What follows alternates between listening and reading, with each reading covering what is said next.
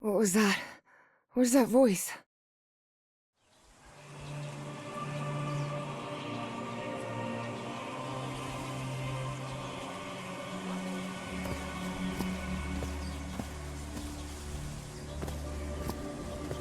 This is the story of a young girl.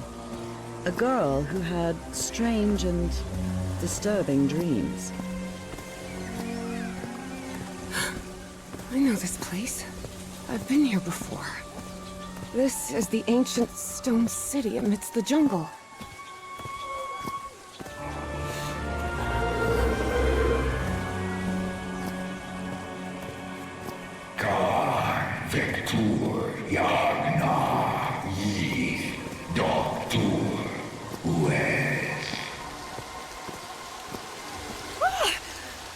Oh, sweet Jesus.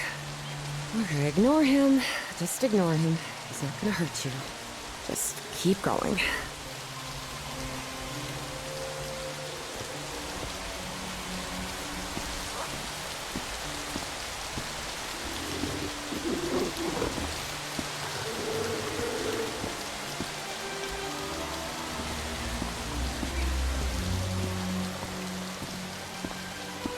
This constellation.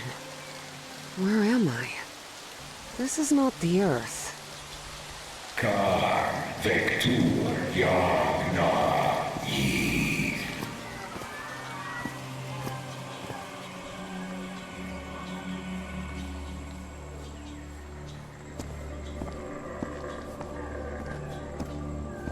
Vector Yagna Yith. In other words, find a statuette and save my race.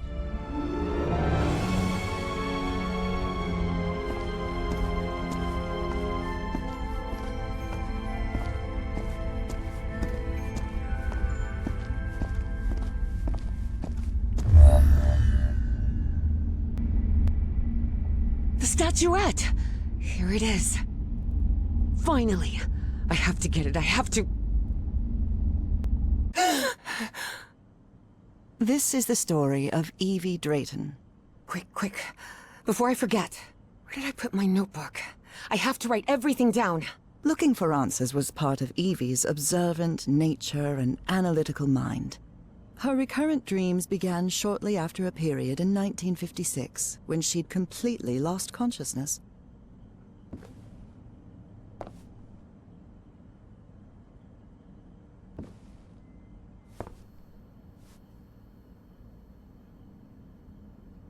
Uncle Mo showed me a trick or two when I would help him in the motor shop. Tinkering with gadgets always puts me I couldn't leave my science fiction book collection in Benoit.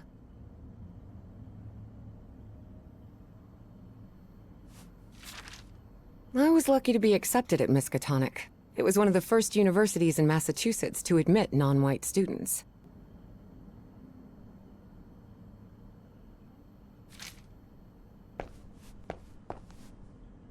Thank goodness. Still have a couple hours until thermodynamics class starts. Rhythm and blues is definitely my kind of music. Oh, here it is. Evie's Nightmare Journal. Evie was worried that someone might read it. That's why she kept it locked away under that complicated padlock.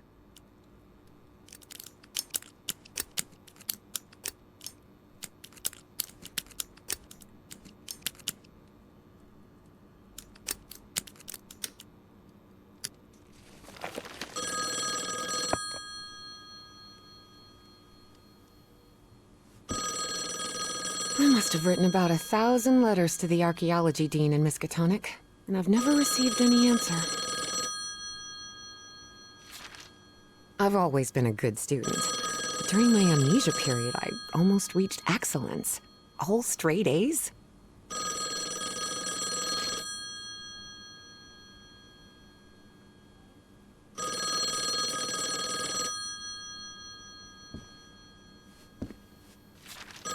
When I saw this picture, I couldn't believe it.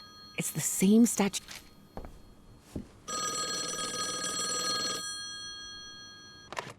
Yes? Is this... are you Evangeline Drayton? That's right. Who am I talking to? I am the Dean of Archaeology at Miskatonic University. I believe you wanted to ask me some questions, right? Yes. Yes, of course. It's a pleasure to finally meet you, Professor Meet me today at 6 p.m. at 5 Prospect Road, outside of Boston. Boston? That's almost a 2-hour train ride from Arkham. I thought Do you want to talk or not? Yes, yes, of course. I'll be there. 6 p.m., Prospect Road. See you in a couple of hours, Professor.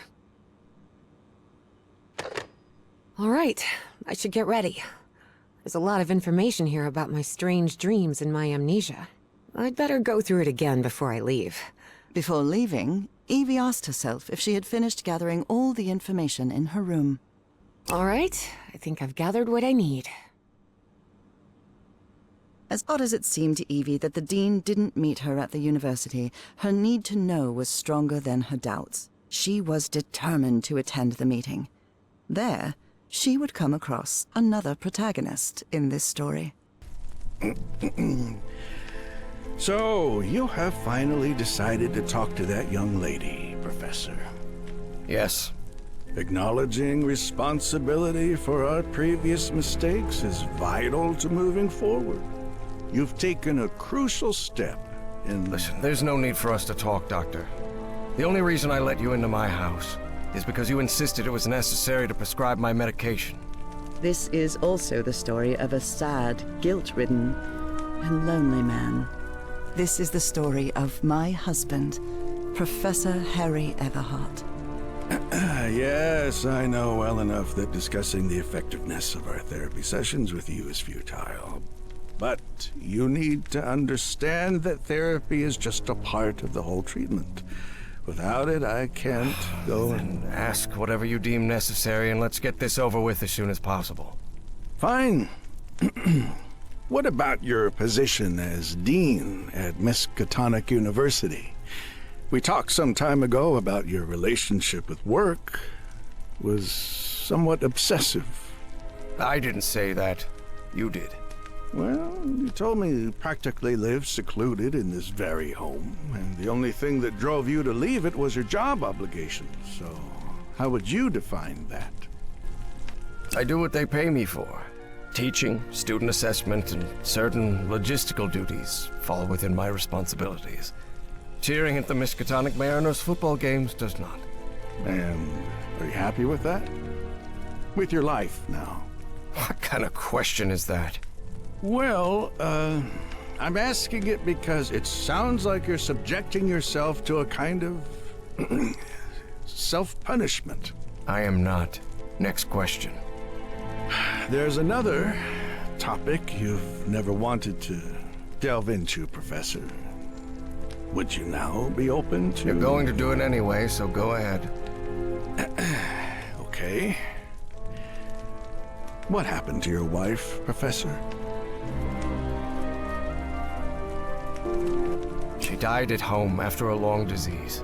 Harry hated giving details about my death. Especially if those details meant talking about a certain expedition, and deaths other than mine. I see. And how do you feel about that? What's my wife got to do with all this? You see, the reason I'm asking, Professor, is because when we began therapy, you mentioned visions. Some sort of oily shadows casting themselves on the wall. You mentioned those visions began shortly after whatever happened to your wife. So, tell me, do you still see those shadows, Professor? No. Not since I started taking the medication, at least. Excellent! That means the medication is working. Listen, there is something different I want to try in today's session. I believe hypnotherapy might... Don't even think about it. Hypnotism is a scam. Professor, with all due respect, I believe you're mistaking mesmerism with hypnotism. Even so, if you want me to prescribe the... You won't give me my medication unless I submit to your quack experiment, is that it? Well, I'm deeply sorry you see it that way, Professor. but I need you to trust me in this. Then go ahead. Wave a pocket watch in my face if that's what you need to do. There's no need for pocket watches, Professor. The sound of a metronome will be more than enough. I need you to relax and free your mind. And think of something pleasant. A fond memory, if you will. Something that took place here, in the Everhart Manor. A fond memory? In this place? It wasn't easy for Harry to find a fond memory in the same manor where he had spent an extremely unhappy childhood. Maybe. Maybe. December 1930. The last Christmas my wife and I ever spent at Everhart Manor. She insisted on coming, despite my parents never approving of our marriage. But that was the kind of person she was. Interesting. Tell me more about it, Professor Everhart. Every time I gave her a present, I prepared a little scavenger hunt. She loved it. She loved solving my stupid riddles. As you may have noticed, this story has more than one protagonist. And though I am not one of them, I believe I, Nora Everhart, play a crucial part in it. Can I open my eyes now, Harry? Not yet. We're almost there. Let me open the door and... Now, open your eyes. Look what you've prepared. It's another one of your scavenger hunts, huh? Of course, old pal. Now, if you want your present, you'll have to earn it.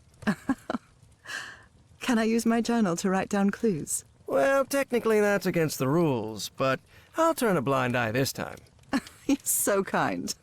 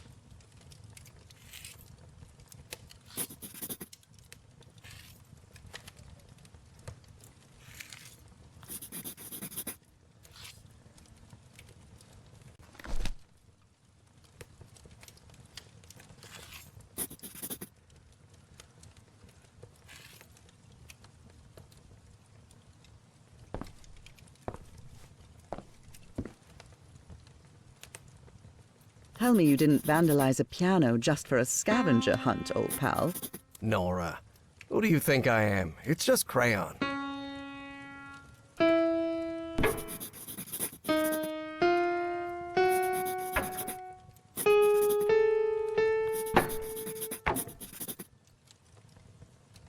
Wait. There's something wrong in this memory. This wasn't... Ignore it. Focus on that moment. Your wife. That happy memory.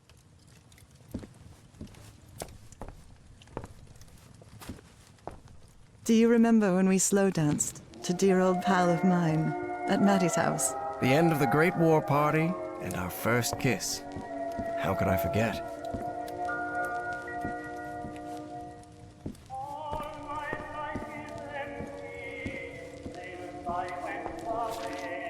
Oh, look at your sad little face in this foot.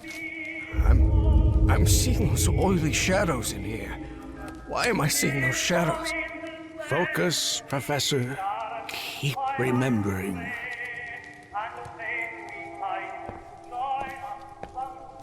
I wonder what my darling husband is keeping locked up in here. You'll have to put that brain of yours to work to find it.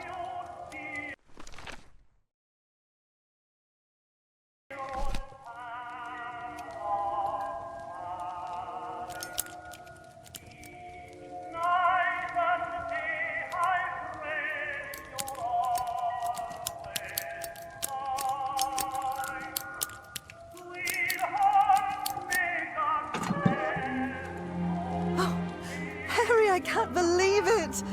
It's that statuette! And it even has a black ooze orb. Just what I wanted for Christmas.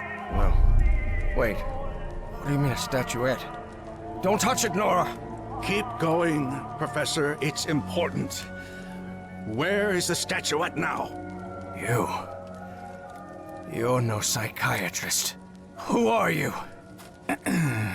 I'm not going to ask you again, Professor Everhart. Shortly after Harry's peculiar hypnosis session, Evie finally arrived at Everhart Manor. Prospect Road 5. Here it is. Professor Everhart. It's me, Evangeline. Wait. What is going on here? Professor? Is everything all right?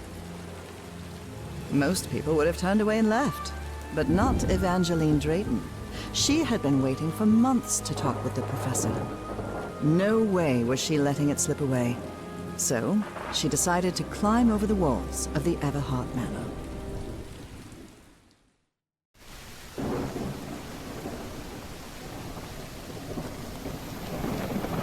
Ugh.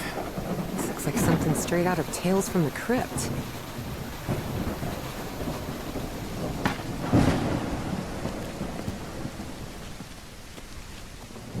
Hey, that window is open.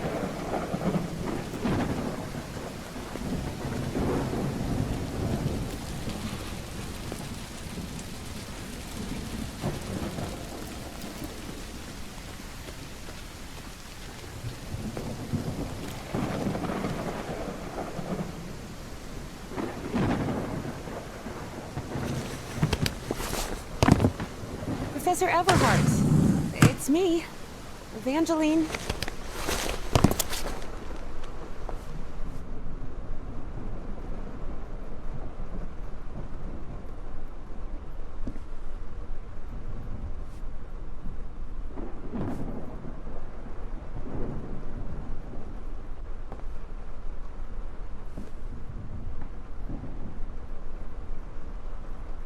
That must be Elizabeth Everhart. She looks sad. The Everhart children. Harrison, Madeline, Richard, and Donna. This fellow really looks like the professor, but it's not him.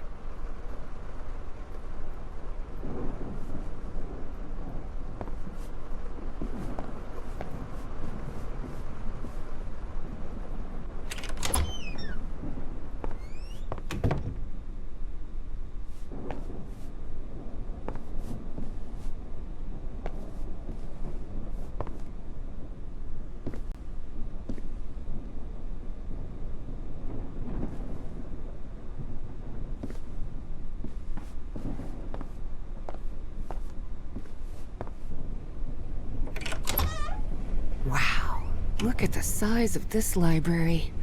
It's almost as big as Miskatonic's. Actually, it wasn't even a third the size of Miskatonic's library, but young people can be terribly impressionable at times.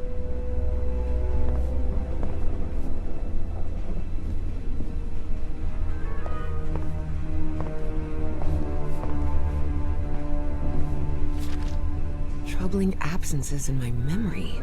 It's exactly how I felt during those 3 months of 1956.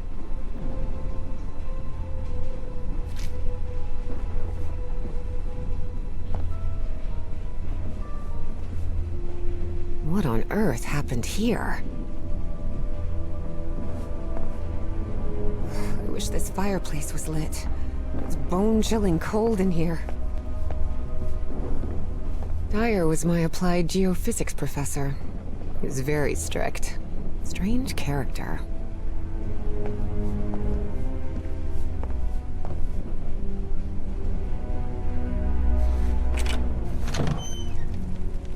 This must be the professor's office. Someone lit the fireplace, but this room is still cold.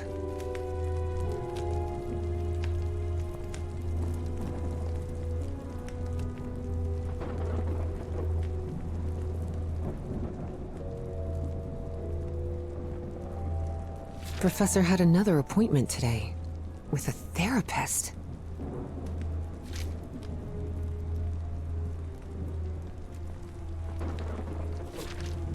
Nora and Harry? The professor...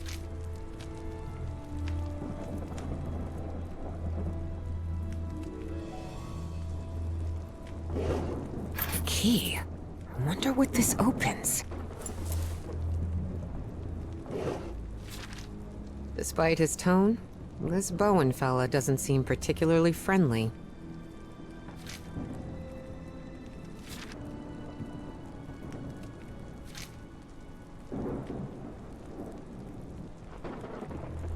Books in different languages. Spanish, Italian, German, Latin. Looks like one is missing.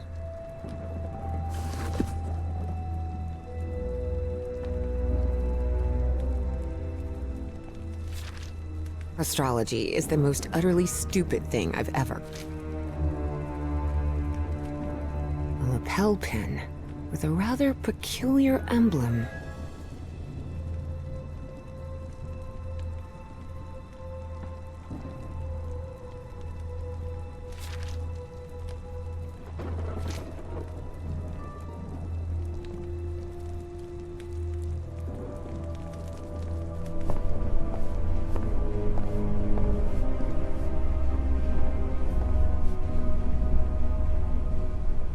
There's something oddly comforting about spinning these globes.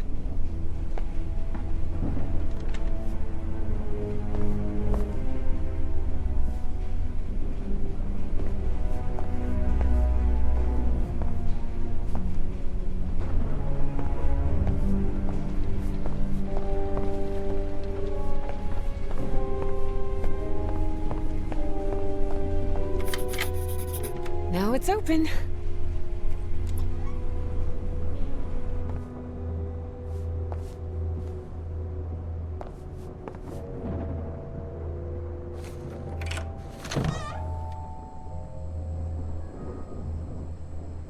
The man's definitely a dead ringer for the professor. A ripped canvas.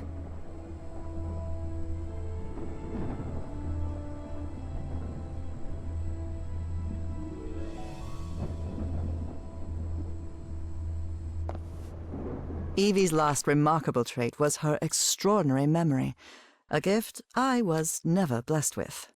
So, allow me, the narrator of this tale, to be the one taking notes. For the sake of clarity, of course.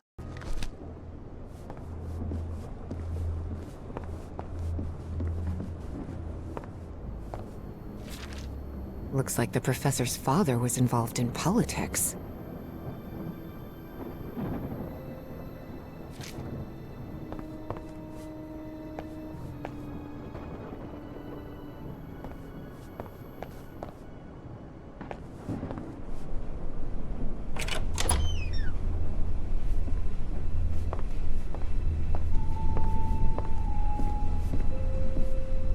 Torn canvas. The frame reads, Sed Futura. There are a lot of pictures of that fireplace, oily shadows. Beginning to suspect the old professor's lost a few marbles.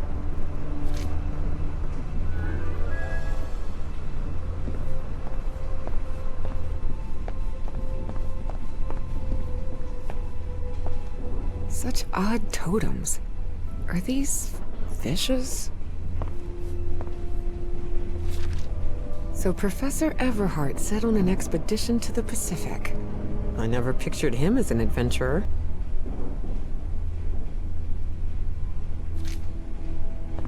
That expedition must have been quite important for him.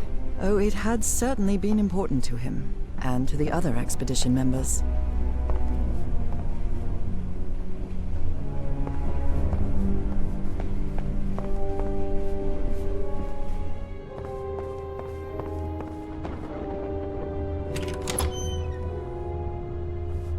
Wow, this room is really depressing. Can't see a thing in here. Better turn my flashlight on. Ah, much better.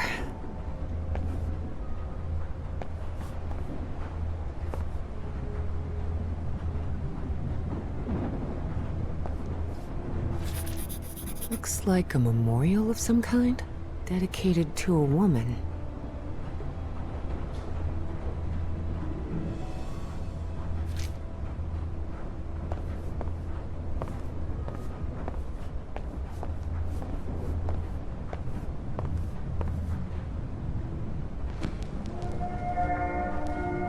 Under different circumstances, I might have found this song beautiful. But at the moment, it sends a shiver down my spine. Someone has ripped the canvas. There's a Latin inscription in its frame. Providere debemus.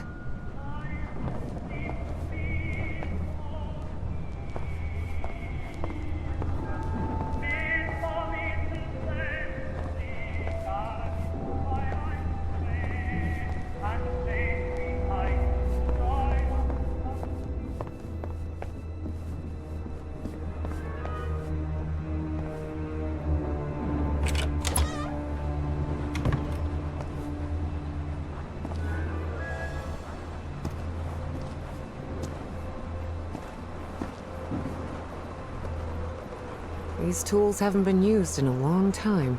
That explains why the garden was an absolute mess.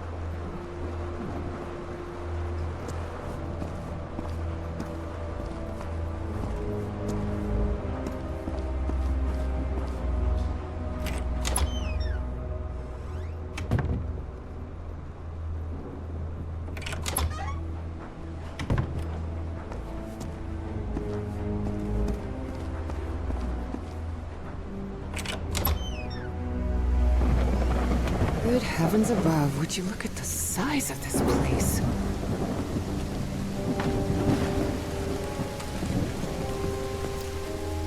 Careful. The stone staircase is slippery.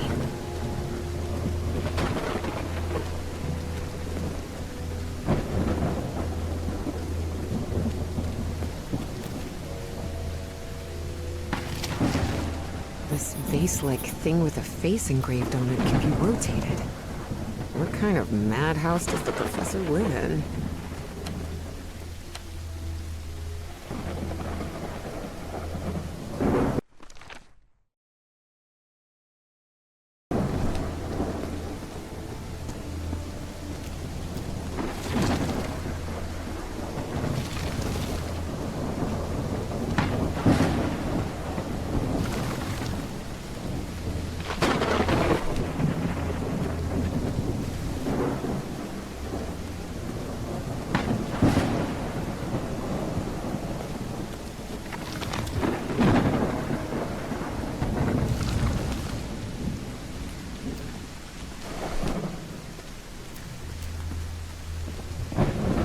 Darn it! This door is locked.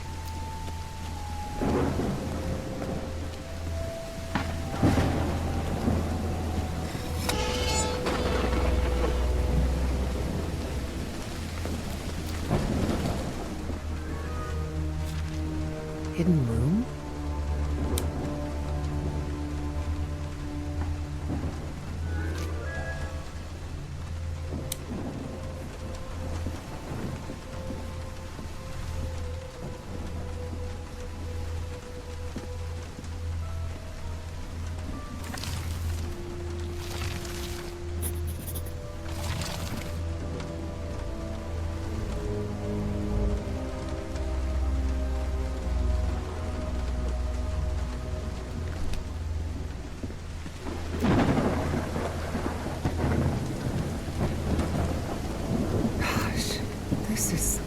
So beautiful. Yeah. It's a woman's grave. Nora Everhart. This must be such a graceful and elegant woman. Evie certainly had a keen eye for beauty.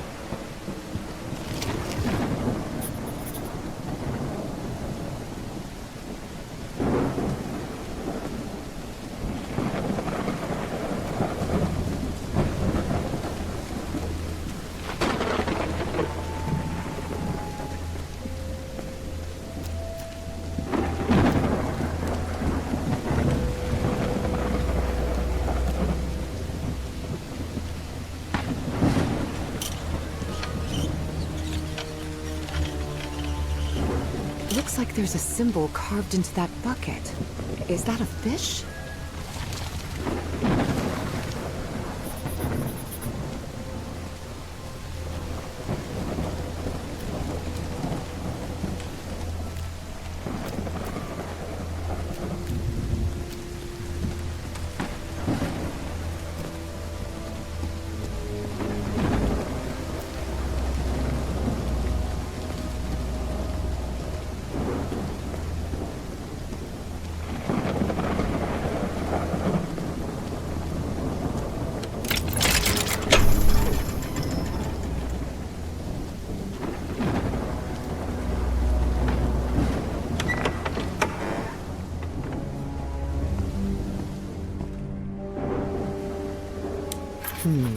This definitely looks like the greenhouse key.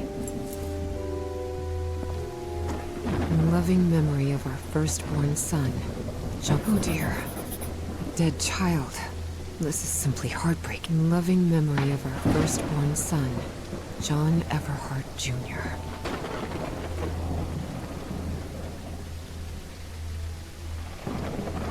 Father, husband, and servant of the people. This must have been the professor's father. Found her path in the shadow of morning? Maybe this guy was in the army? That's from the Bible. Psalm 1, verse 1. This person must have been quite devout.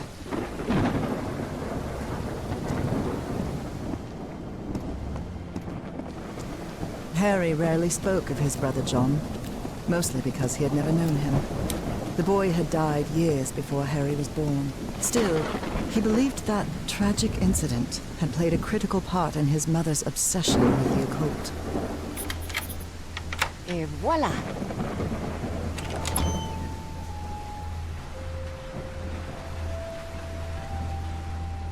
It appears to be a Spanish edition of the science fiction novel The Future Eve. I'll keep it, just in case.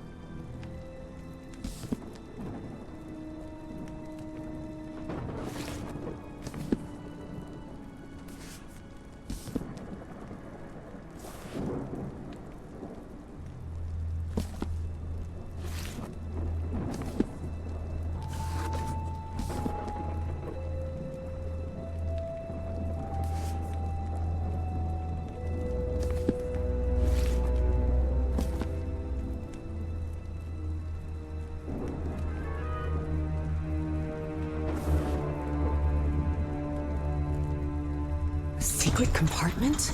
Evie had never been good with languages, least of all a dead one like Latin. Even so, she managed to grasp the general meaning of the phrase. We can't change the past, but we must anticipate the future. Looks like a music box of some sort.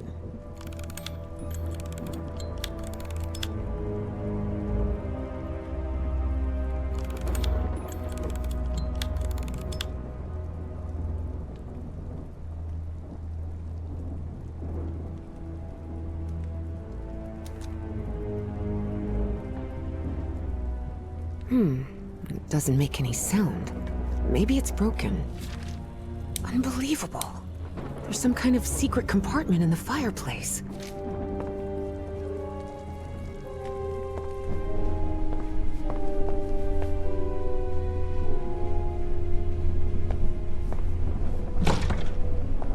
Definitely like a mystery novel.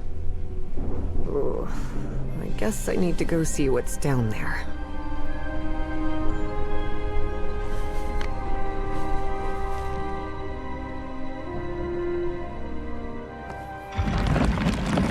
Professor!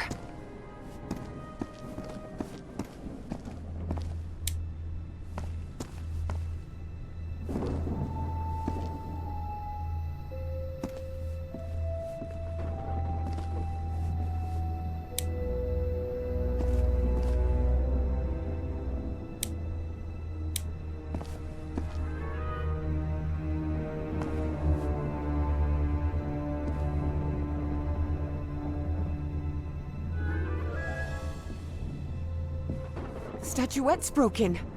And the sphere. Shattered to pieces.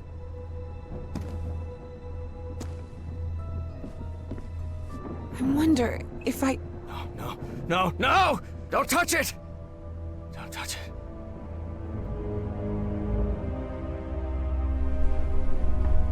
Introductions between strangers are always a bit awkward. But in Evie and Harry's case, things were even more uncomfortable, due to the unusual circumstances under which they had met. How are you feeling, Professor? Considering I was assaulted, knocked unconscious, and someone tried to rob me in my own home, I suppose not all that well. Evie didn't know where to start. So, she took the most formal approach. We haven't been properly introduced. I know who you are, Miss Drayton. We had an appointment today. And I can also imagine what it is you want to talk to me about. Evie was taken aback. He knew? So Professor Everhart had read her letters after all? I suppose you have some questions for me, so go ahead. What is, or was, that statuette? You haven't touched any of the pieces of it, have you? No. You made that very clear. Good. Because that black orb is made of... Harry thought of telling her the orb contained the blood of an elder god that came from beyond time and space. But he chose not to frighten Evie for now. a very dangerous substance. Dangerous? What do you mean? Is it toxic? Worse than that. I've seen people lose their sanity and their health just by coming into contact with that substance. Who's responsible for all this? For the robbery? Dr. Frog in the throat. Who? My psychiatrist, or so I thought. I never should have brought him here. I've been too careless. I read in a Herald article that the statuette was found in an excavation in Virginia. Is that correct? Yes. In the caves near the Rappahannock River. It was led by a professor from Miskatonic, right? Paisley or Presley? Nathaniel Wingate Peasley. Yes, Peasley. Do you think it would be possible to speak with him? No. He passed away a few years ago. Of natural causes. Or so I hope. The statuette is in pieces. What happened? I destroyed it. You destroyed it? Yes. It was better than letting it fall into the wrong hands. Evie felt frustrated. After all the effort it had taken to get Professor Everhart to agree to talk with her about that statuette, and on that very day, that curmudgeon shattered the relic into 1,000 pieces. I thought the statuette was in the Miskatonic archive. Yes, well, I brought it here for a research project I'm working on. About ancient civilizations. Harry couldn't come up with a better excuse than that. Because I've hidden it in my own house to keep prying hands from succumbing to the terrifying powers of the Elder Gods sounded infinitely worse. But there has to be more, right? More of those statuettes. I really doubt it. Are you sure? Because I'm convinced of it, Professor. And why are you so convinced of that? I've seen them. In my dreams. What are you talking about? Dreams about strange and ancient artifacts brought Harry bad memories. For personal reasons. My dreams. I mentioned them in my letters. You remember? So, I've long dreamed of a place. It's an ancient stone city, hidden in the jungle, from prehistoric times. And there are more statuettes like that one, all holding those black orbs. Miss Drayton, you better forget about... So, if Peasley found that statuette in Virginia, maybe there could be more there. Listen to me, Miss Drayton. Maybe in those caves I could find more... Enough of that! How could you be such a fool? Haven't you listened to a single word I've said? Don't you ever think of going near that cave in Virginia. Professor, you can't be serious. I need answers. Of course I'm serious! I forbid it! Would you stop yelling at me? Grumpy old jerk! Look, I don't know who you think you're talking to, but nobody speaks to me in that tone. And what have I done to you to be so mad at me anyway? Because as far as I know, if it weren't for me, I'd still be locked up behind that fireplace. So you can talk to me till you're blue in the face, but you're not going to forbid me from going anywhere. Do you understand me? It had been years since anyone raised their voice at Harry, and for the first time in a long time, he felt that an interaction with another human being had been authentic. Perhaps not very enjoyable, but authentic nonetheless. That fireplace can be opened from the inside, Miss Drayton. Oh, well, But even so, I owe you an apology. You've taken quite a risk without even knowing me, Miss Drayton. So, thank you. all right. Apology accepted. You're completely determined to go to those caves, aren't you? Yes, absolutely. You're right. I can't stop you from going to Virginia. But how do you plan to get there from Arkham? Well, I don't know. I hadn't really thought about it. I don't think there's a regular bus service, is there? No, there is not. So here's my proposal. I'll go to Virginia with you. I'll take care of all the expenses, don't worry. If there's one thing I have plenty of, it's money.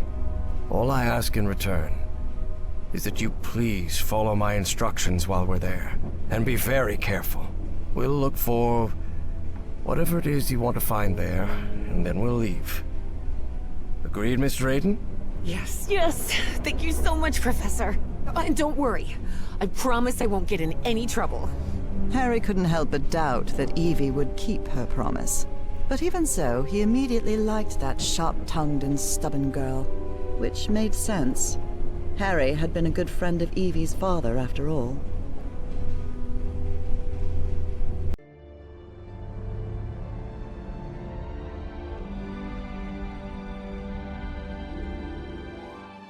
Here we are, the Rappahannock River Caves. But this place is closed off. It is indeed. Apparently one of the excavation members died in there. An archaeologist named John Teague. That's why the government shut down the dig shortly after the statuette was found. Wait, so what we're doing here is illegal? If I told you that we were trespassing, would that stop you from going in, Miss Drayton? Nah, not really. Then go ahead, please. Here, take one.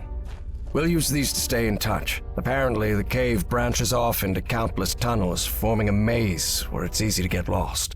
So watch your step, because Evangeline! Miss Drayton! Miss Drayton, can you hear me? Are you all right?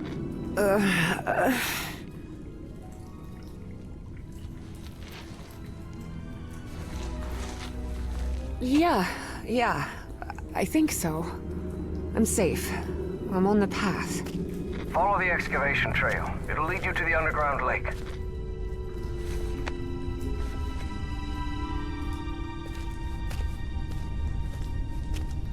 A lake? In here? Yes. The water from the Rappahannock seeps through limestone, so there's a complex hydrological system inside the cave. Peasley mentioned they had come across the statuette somewhere around that lake. It was one of the few things he still recalled from the dig. Wait, he didn't remember the dig? In his own words, he suffered a period of absence. Amnesia of some sort. He didn't even recall planning the excavation.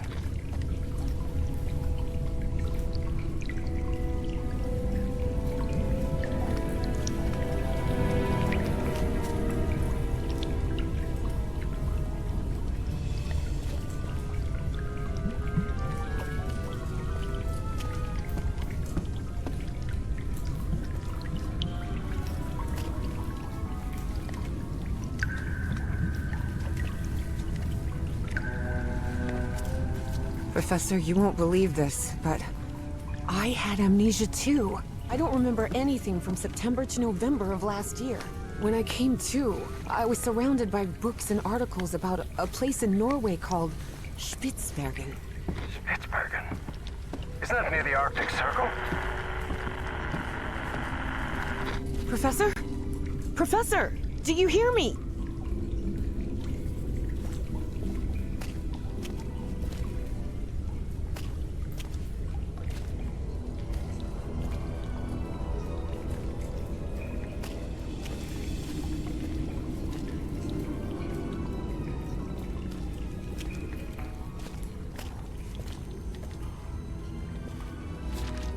Well, everything was properly cleared for the excavation, no doubt about it.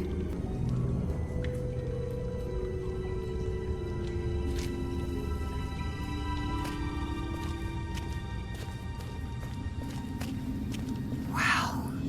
What is this place? Miss Drayton, over here. I'm here. I'm glad to see you. I thought you'd gotten lost.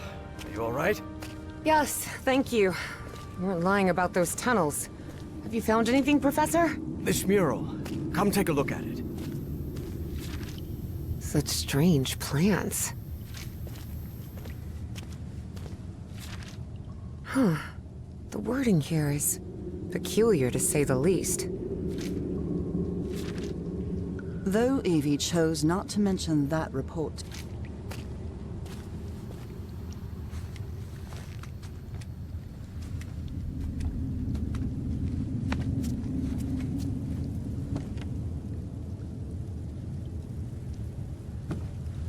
Notice how, even though the stone seems to have been carved millennia ago, the lines repeat with an almost rhythmic cadence. It's as if they were trying to convey a coded message. What do you think? All of that was Greek to Evie. Her world was equations and laboratory experiments, not decoding ancient languages. Well, I'm no expert in architecture, but I think I've seen structures like these in my dreams. Really? Good. Good. That means we're on the right track. Do you think we might find more statuettes like Peasley's down here? Miss Drayton, you were the one convinced you'd find more statuettes here, not me. Yes, you're right. I'll take a look around, see if I can find anything interesting. Fine. Just don't wander too far from the excavation site.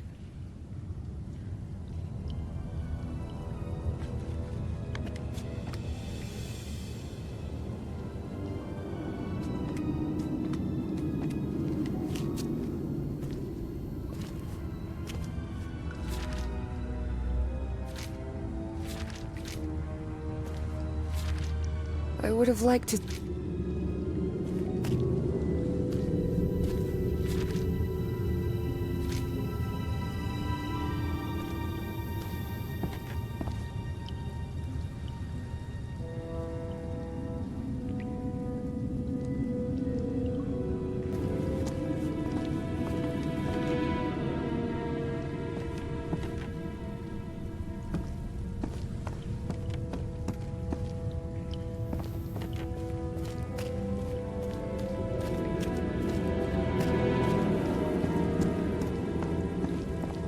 I see some sort of control panel here, and what look like piano keys?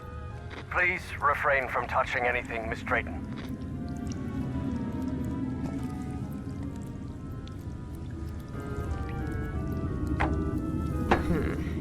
No, this isn't working.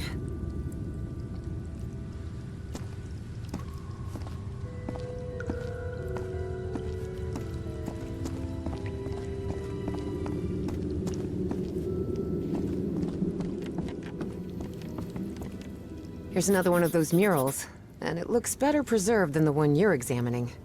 Excellent. When I'm finished with this one, I'll come take a look.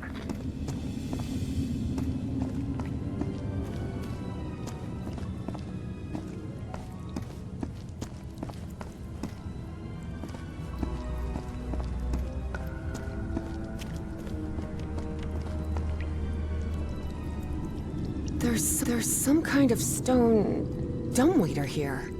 What? A dumbwaiter?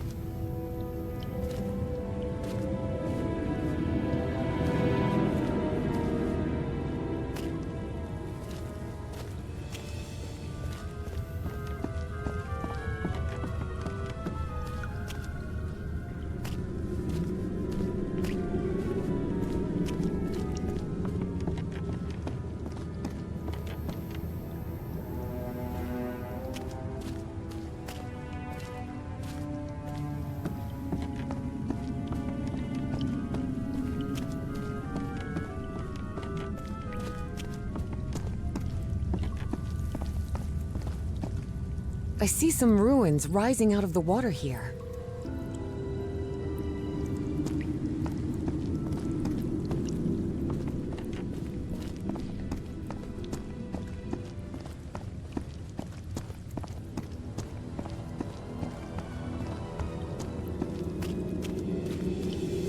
I found some diving equipment. What if Peasley didn't find that statuette near the lake, but rather beneath the lake? You're not thinking what I believe you're thinking, Miss Drayton. That depends. What do you believe I'm thinking? Getting into that diving suit and going down into the depths of the lake. No. I just want to take a look around. That's all. It seems they found the statuette in the depths of the cave's lake. Seems like a telephone for communicating with the diver. An air compressor.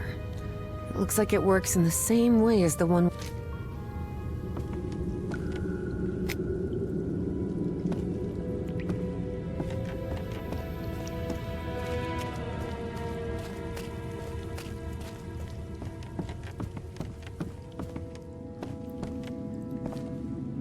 There's another mural. Looks like instructions of some kind. Just a series of steps to follow. Instructions, you say? There's another mural. Looks like instructions of some kind. Just a series of steps to follow. Instructions, you say? Well, this is all quite fascinating.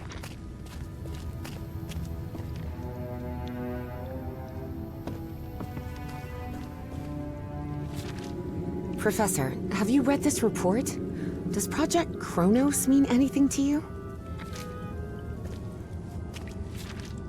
I've found a report stating that the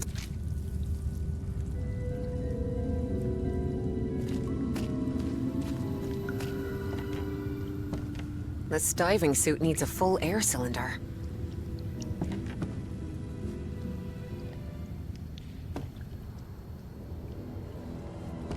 This is the hose where the pressurized air comes out of.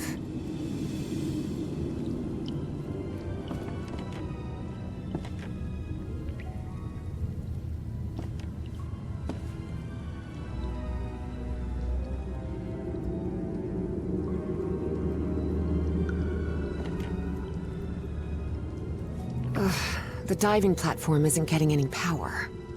What did you expect? This empty cylinder will do.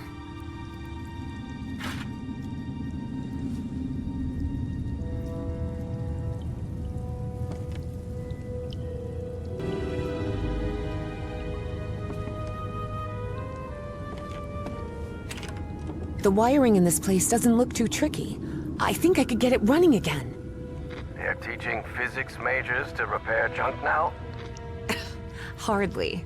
My Uncle Mo showed me the ropes. He and my dad had a workshop back in Benoit. Even so, try not to touch anything, please. Now it's working.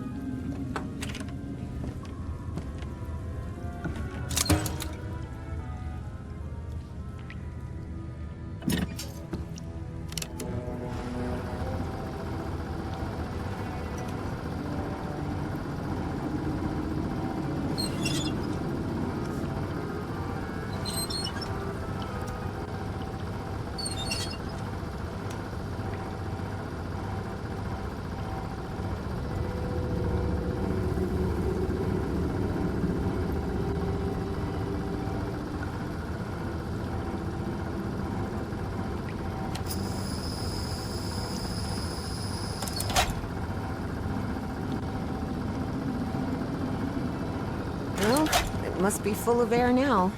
You won't believe it, but I managed to get the whole diving system working. The suit is ready to— What? Didn't I tell you to leave that damn suit alone? But Professor, You promised you wouldn't get into any trouble. That's why I brought you here, remember? Yes, you're right. You're right. Of course I'm right. What were you thinking? Forget about going down into that lake, you hear me? Okay, Professor. Sorry about that. Evie knew perfectly well that going down into the depths of the lake was not only dangerous, it was reckless. Besides, she had given the professor her word. So she asked herself if she really wanted to go down there. And the answer, of course, was yes. Professor, can you hear me? I'm sorry, but I'm going down. What? Are you out of your mind? Don't do it! You're going to— I have to go, Professor. I'm sorry.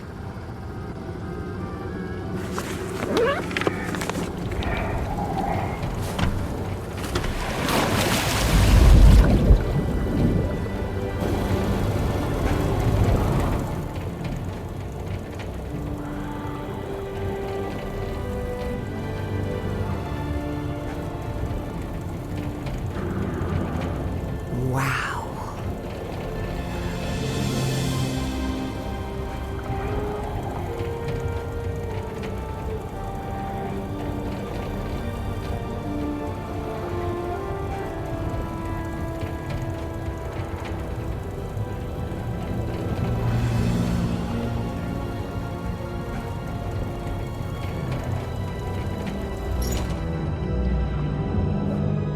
Evangeline? Evangeline! Can you hear me? Yep, I'm here, Professor. How could you go down there on your own? That was utterly reckless. Don't you realize the danger you're in? Come back up right now! Please calm down. It's all right. I just want to take a look down here. Evie felt she was so close to finding answers. And she was already down there. What harm could it do if she just took a look at that refinery? This is madness. I should have been the one to go down. Professor, how could you possibly go down here at your age? What do you mean at my age? I'm only 67. Oh, I'm sorry. I thought you were like 80? Harry found himself thinking he might have let himself go too much. 80 years old? Really?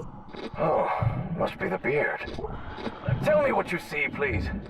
It's hard to put into words. I never imagined an underwater cave could hold so much beauty.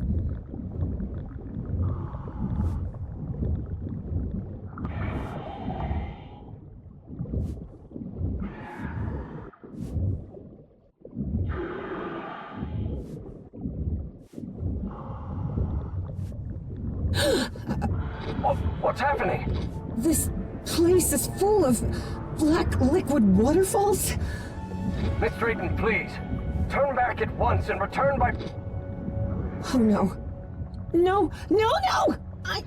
I'm trapped! There's a column of black ooze behind me. Oh God. What do I do? Keep calm, Evangeline. We'll find a way out, all right? And most important, Don't go near the black ooze under any circumstances. Now move forward and tell me what you see. I see a ladder. Someone from the excavation must have made it this far. Climb it. The farther you are from the black ooze, the better.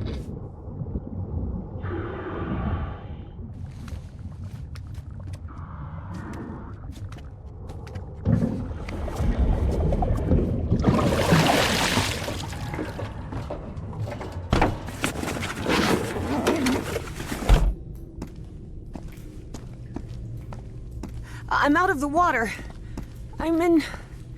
I think I'm in the refinery Peasley talked about. Professor, there's another mural here. Looks like a creature carrying the statuette and breaking the black ooze flow. So that statuette repels the ooze? It's odd, but it's our only choice.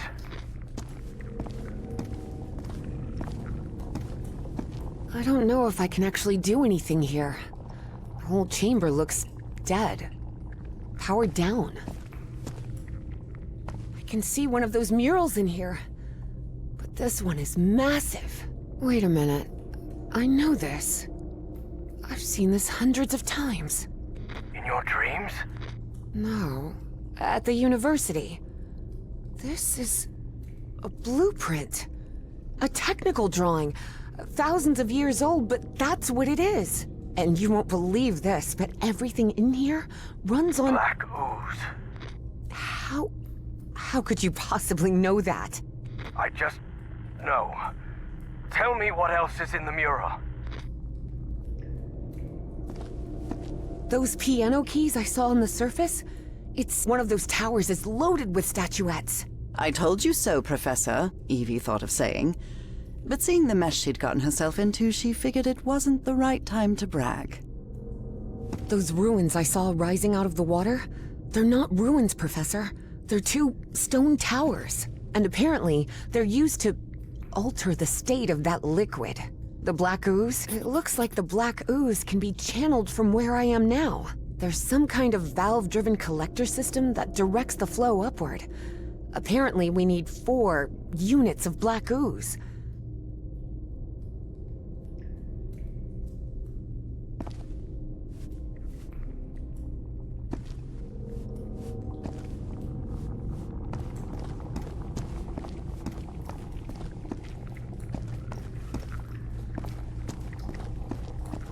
We were wrong about the statuettes, Professor. They're not ritual or ornamental objects. They're just energy containers, like a car battery.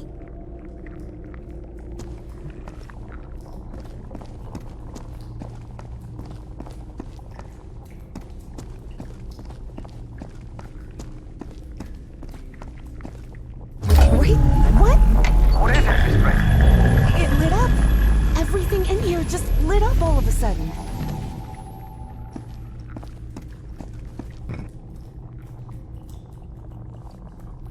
I'll try to redirect the black ooze upward. Fine, but please be careful. Don't worry. This isn't so different from the fluids lab back at Miskatonic.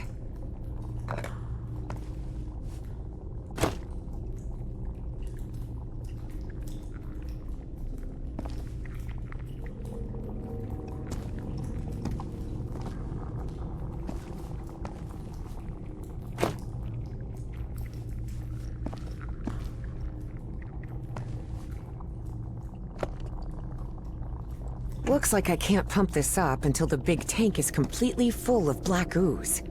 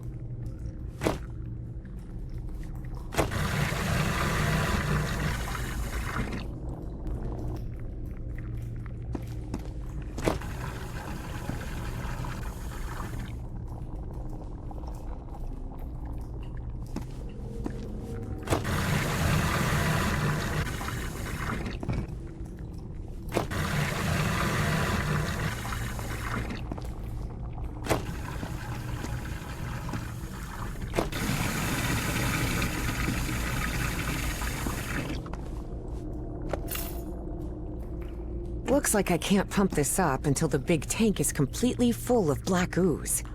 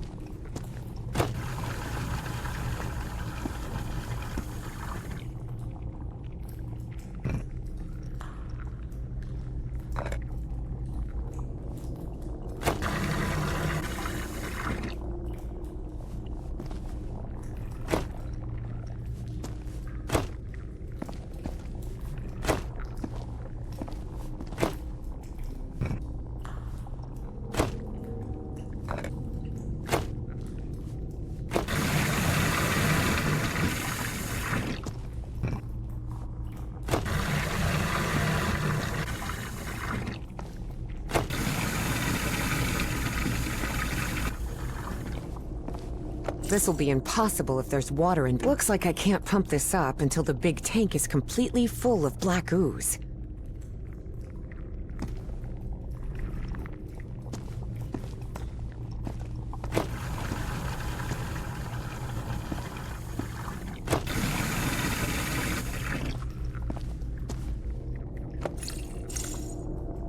Looks like I can't pump this up until the big tank is completely full of black ooze.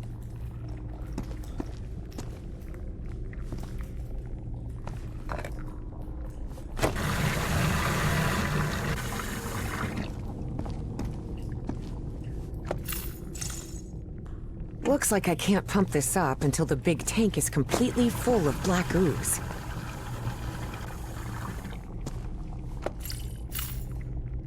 Looks like I can't pump this up until the big tank is completely full of black ooze.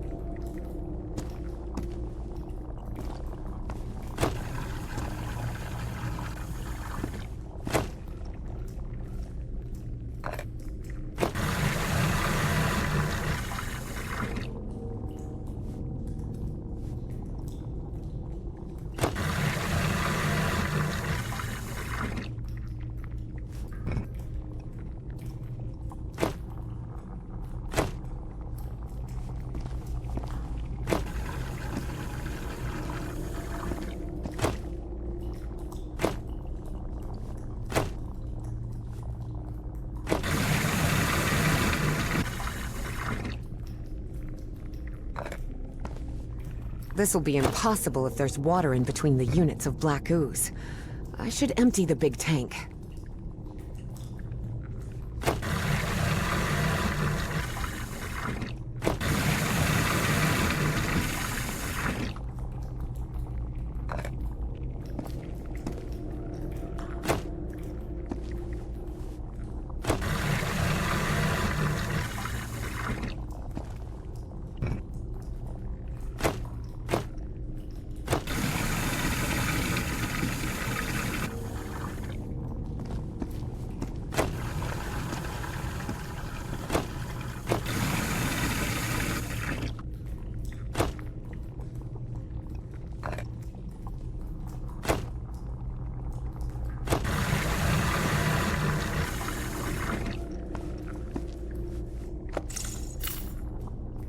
looks like I can't pump this up until the big tank is completely full of black ooze.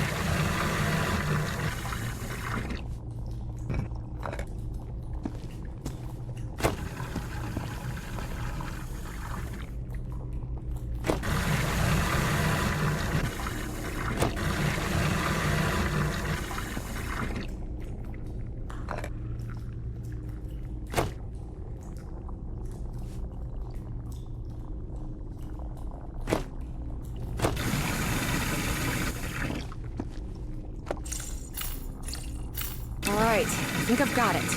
I've redirected the black ooze upwards, so... Yes. Something's happening up here. Let me take a look.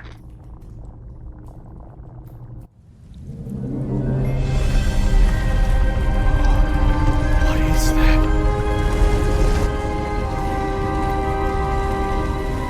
Harry's fascination was growing. Here he had living proof of an ancient civilization with technology beyond anything he had ever seen.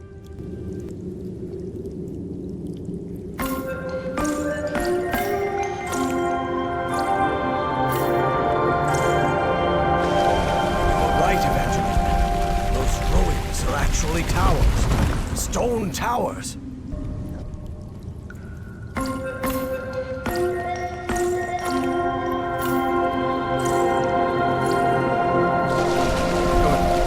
I've rotated the tower to the right.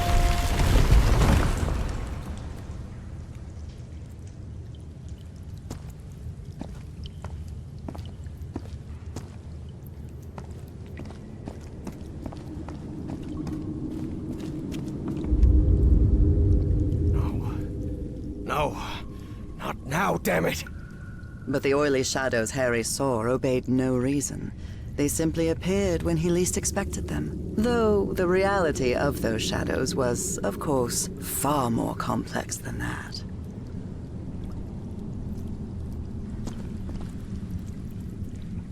Evangeline, I think we can use this contraption to exchange items between us. The dumbwaiter, you mean? Yes, the dumbwaiter.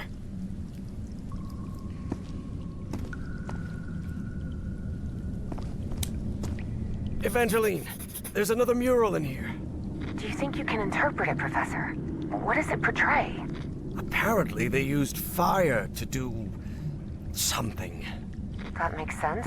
This is some sort of refinery, after all.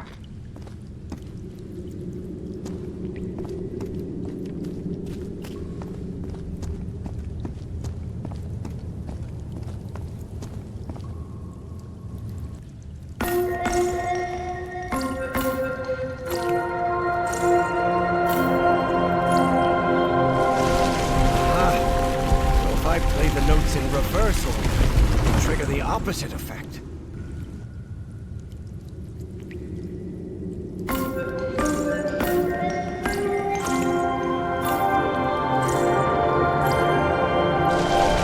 Towers have risen even higher.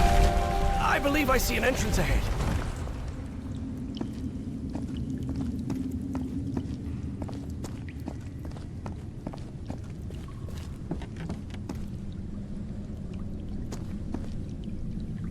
Oh my. What is it, Professor? You were right. This stone tower is filled with statuettes. For many years, Harry had been haunted by that statuette. Still, he felt reassured to find that none of these held a sphere of black ooze.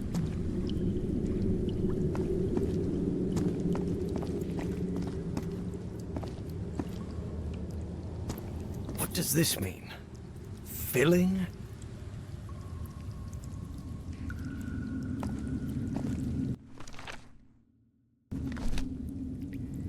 The statuette fits perfectly.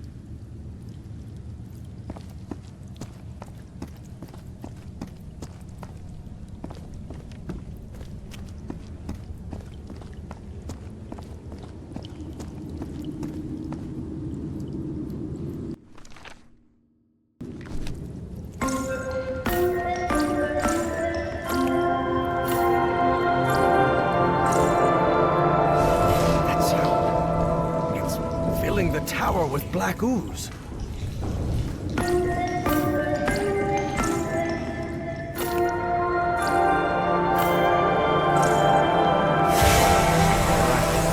think it's heating up.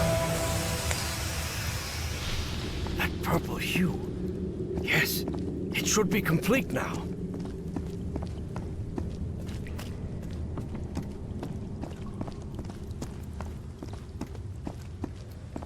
Harry glanced uneasily at the freshly made black orb. He didn't like it one bit. All right. I think I've followed all the steps. Now I just need to send it to Evangeline.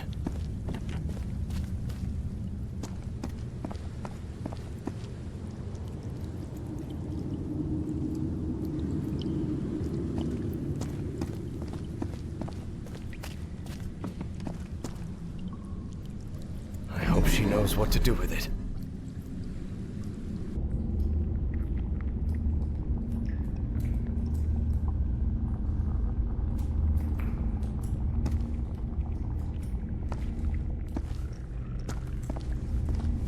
Evie finally held the statuette in her hands, and at once she felt disappointed. Yes, the statuettes were containers of energy, but did that explain her dreams?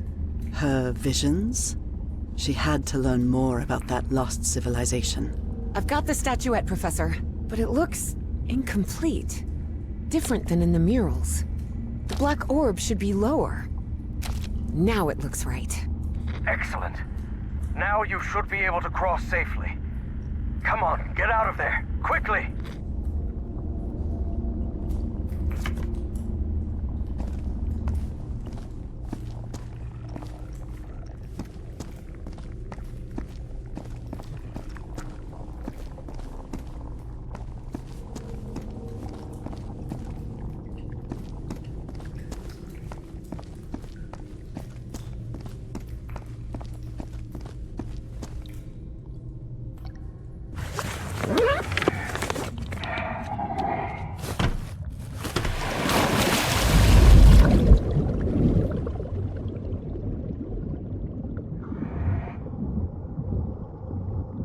Can you... me... and... Professor? I'm losing you. Delene. Professor! Professor! I can't hear you! Evie felt a chill sweep through her body. Don't worry, Jennifer. Everything's gonna be fine. Impossible though it was, she had just heard her dead father's voice, unmistakably. It works! It works! The path is open! Evangeline? I can hear you now. Oh, good. Glad you're back, Professor. I'll be waiting for you here. Once you're out, we'll return to... What the... Professor?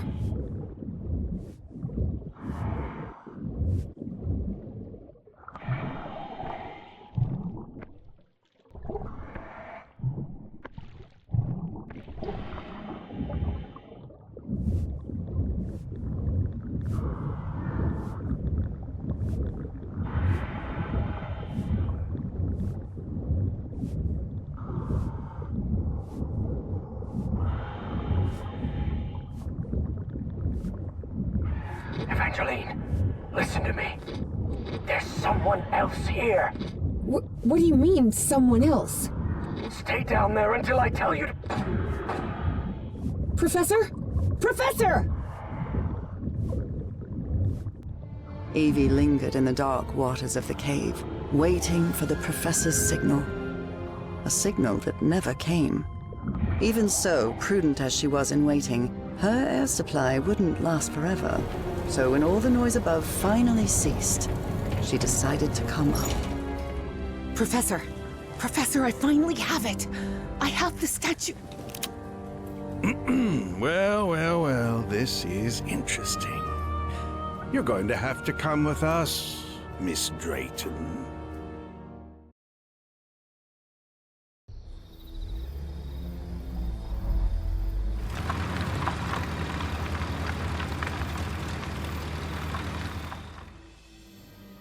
Wake her up. Welcome back, Evangeline. Finally, this is also the story of an obsessive, manipulative, and ambitious man. This is the story of Caleb Bowen. Wait, where am I?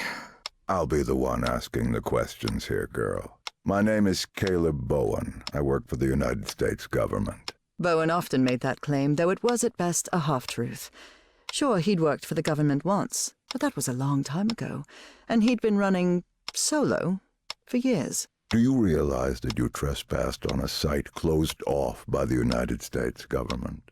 And more importantly, that you were seen in the company of Professor Harrison Everhart. You may not know this, but Everhart is a subversive individual. We suspect he may be working for the communists.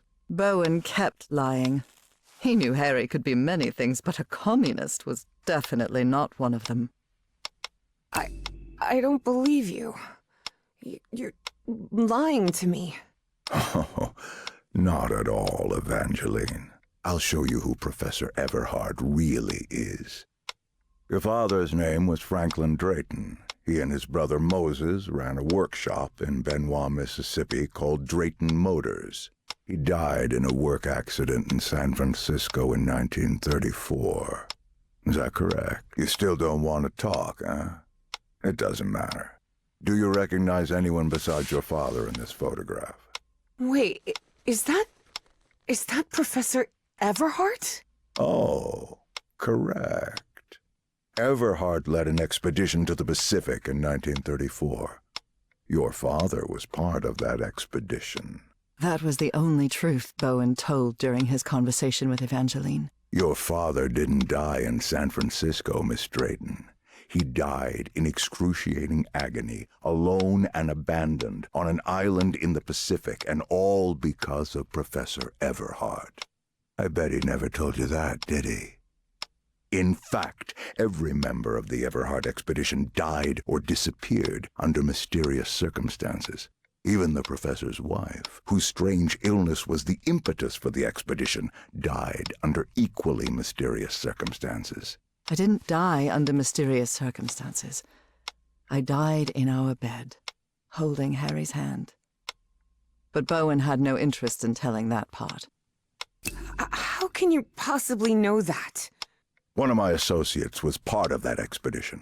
She also perished, though not before informing us of what had happened. Evie was in shock and full of doubt. The professor was a withdrawn and sullen individual and, frankly, really hard to deal with, but could he also be responsible for her father's death? Despite her doubts, she kept silent, and wisely so. She still didn't trust this Bowen fella, regardless of his claim that he worked for the government. Now you know the kind of person you've gotten involved with, Evangeline. And the kind of trouble you're in. I have a few questions for you. For your own good, I suggest you cooperate. That platform beneath the lake in the Rappahannock River caves, how did you manage to activate it? You want me to explain how to activate that platform? It's easy. Go on. You just have to stop being a dim-witted weasel. Don't test my patience, little girl. You don't know what I'm capable of. Don't listen to her, Pharaoh. You must have recognized the girl's cognitive pattern, I'm sure of it. She even mentioned a period of amnesia, just like Peasley. I hope you're right. Evangeline had not the slightest idea what those two men were talking about. Next question. You said a word while you were asleep. Narcotis. Do you know what that means?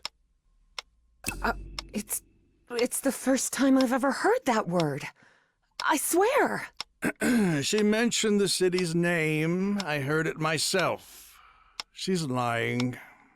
Evie realized that, unintentionally, her captors had revealed something to her. Narcotis was a city. Final question. Have you heard of someone named Dr. West? Yes, he's a famous proctologist. Maybe he could help with your hemorrhoids. This is a waste of time, Pharaoh. It's obvious the girl is hiding something, but there are more effective and less traumatic ways of getting that information. You're right. Proceed. What are you gonna do to me? Oh, nothing serious. Please take a look at this. Do you understand this language? Even though it was written in those puzzling characters, Evie understood the book's title. Narcotic Manuscripts, Non-Linear Displacements Toward the Great Library and Reversible Transfer of Cognitive Pattern. Tell me, Miss Drayton, what's written in the book cover?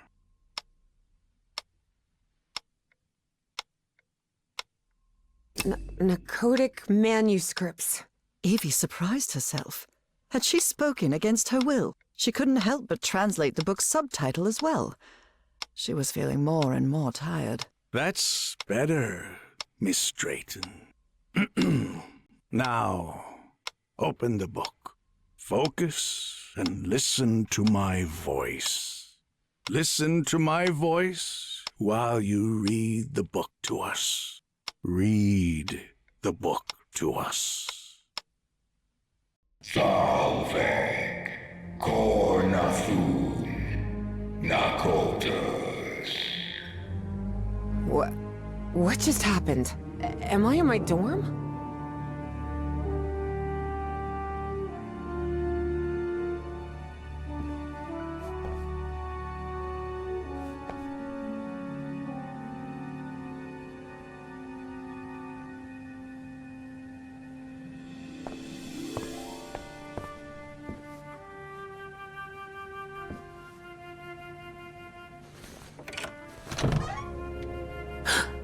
Oh no, Evie was not in her dorm room.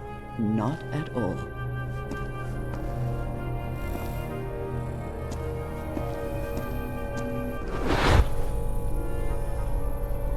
Hey, over here! Evangeline! Hey, how are things, kid? Papa! Papa! But it can't be! You're alive? Oh, of course I am, darling. But you have to find a way. That was not her father, of course. You must reach Nakotas.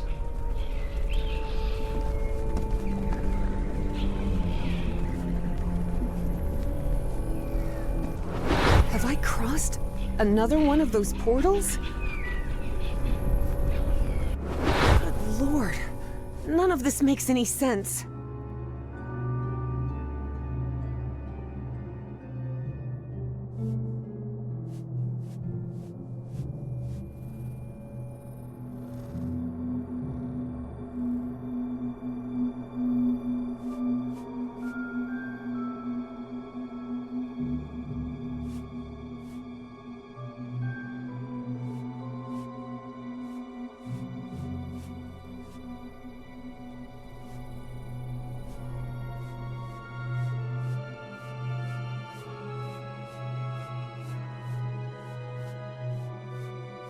This is weird. Really weird. Salve, Cornathun, Nakotas.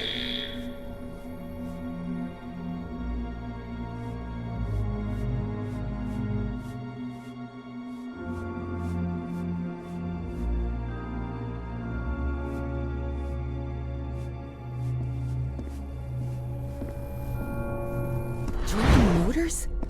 Dad and Uncle Mo's motor shop in Benoit?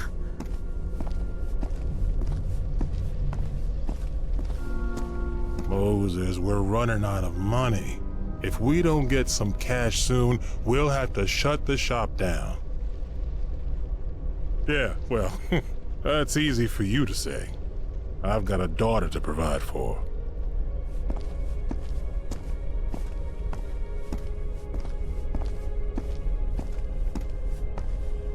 You're a whiz, mister. Would you be interested by any chance in an exciting job opportunity in the Pacific?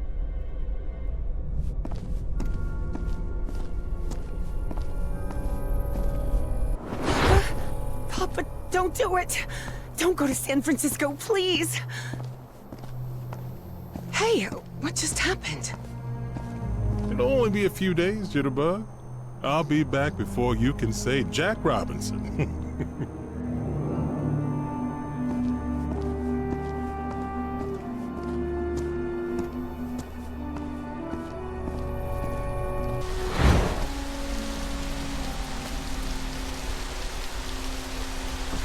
Drayton is dead, but it doesn't matter.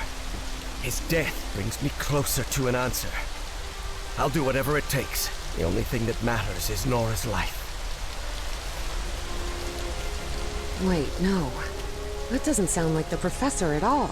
Evie realized Bowen's lies were seeping into her thoughts.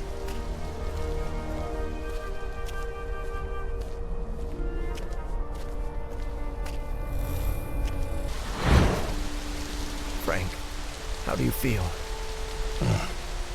Not good. But that doesn't matter anymore, Mr. Harry. Just listen to me. Get off this cursed island. You'll find nothing here but death.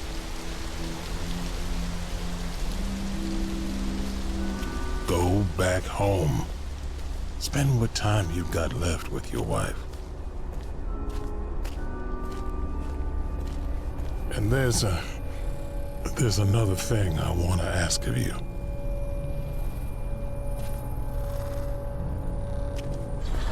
Where am I now?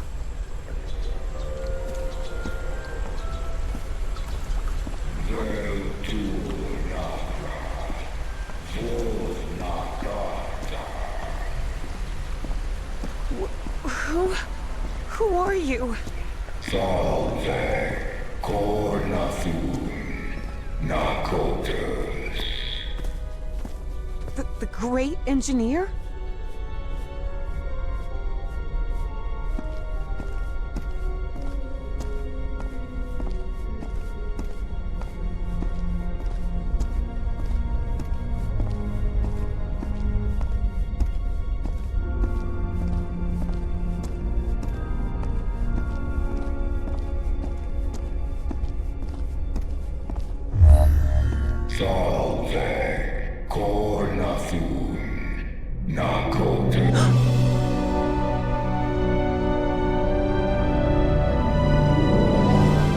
Incredible. Did you hear that? We were right.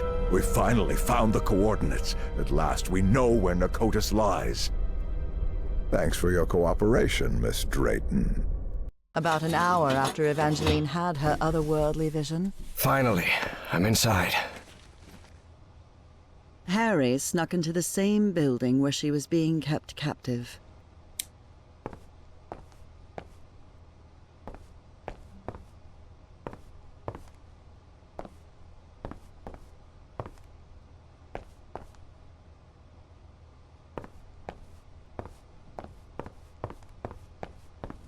Miss Drayton? Are you there? What on earth? Harry had always suspected that the starry wisdom was something far more sinister than a simple astronomical society. And as soon as he stepped into Anubis, Egyptian god of the underworld. That is Sobek, god of fertility and life and lord of the Nile.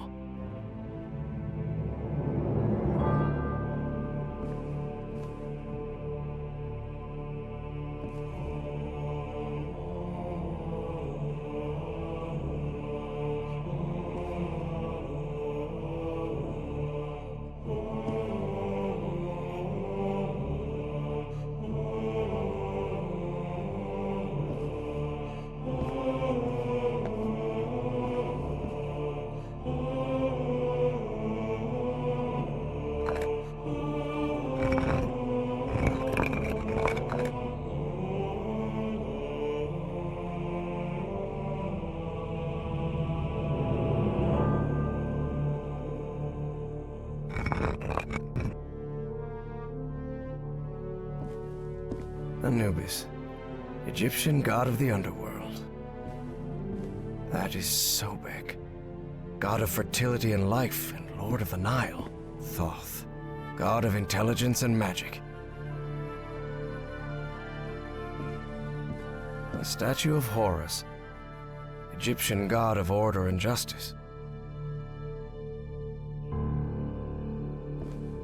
Bastet, goddess of protection and love.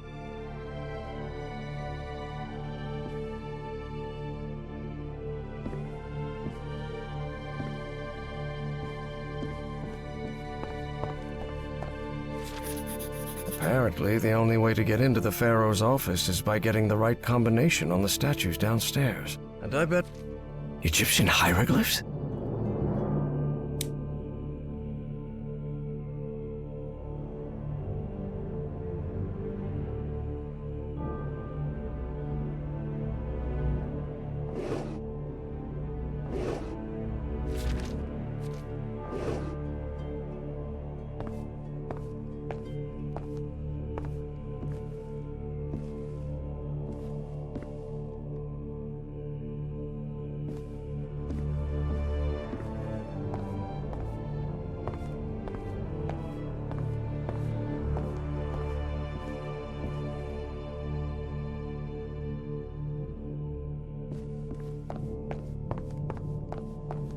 This elevator doesn't seem to have a call button. I don't know what to do with it.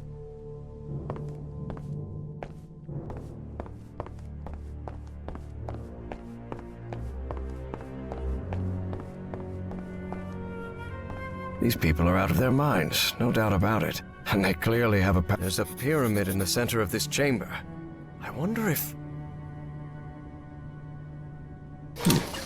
Certain sections of this pyramid seem to move. For a moment, Harry wondered whether it was a good idea to mess with the mechanism, but he quickly dismissed the thought.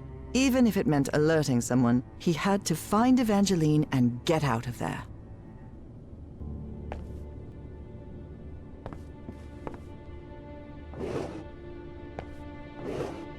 I believe my psychiatrist had one of...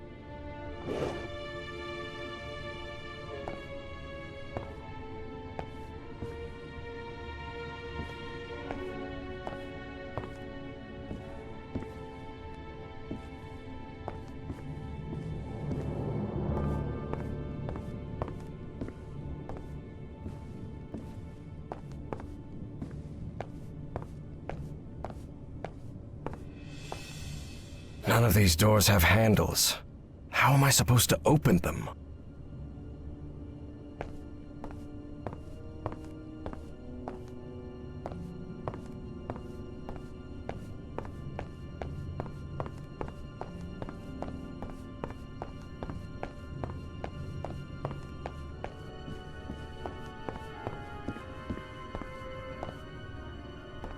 Stellae Sapientis. The Starry Wisdom Society, Providence.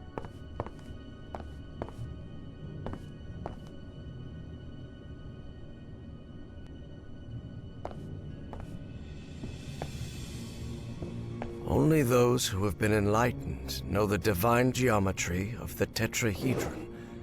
A tetrahedron.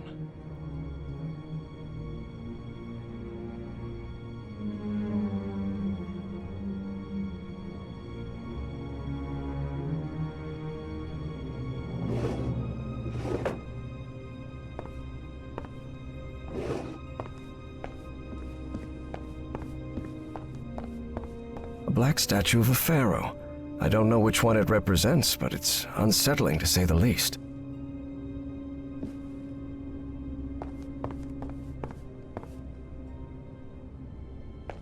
None of these doors have handles. How am I supposed to open them?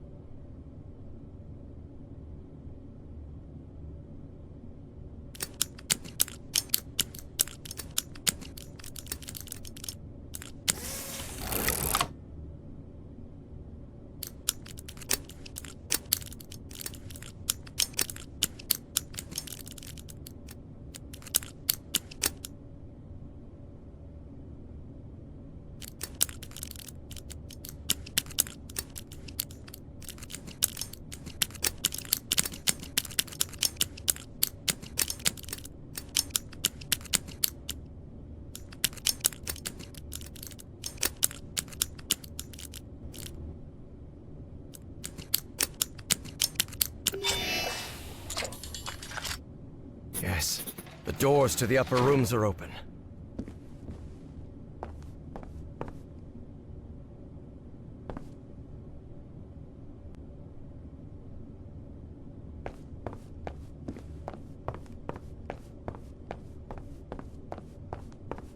This looks like an astronomer's office. This book seems to recount traditions of ancient Egypt.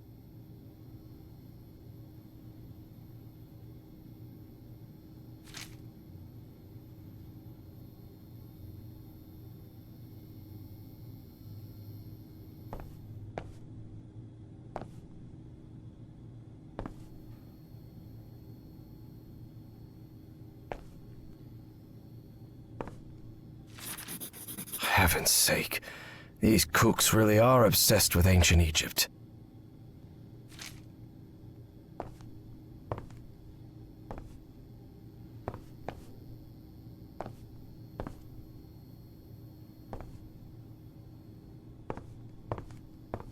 Different constellations. It would take a good eye to locate all of them in the night sky.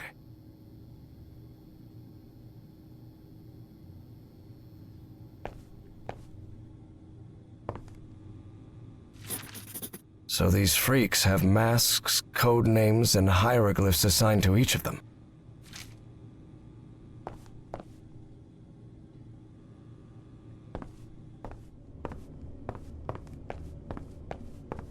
An archaeologist's office for sure.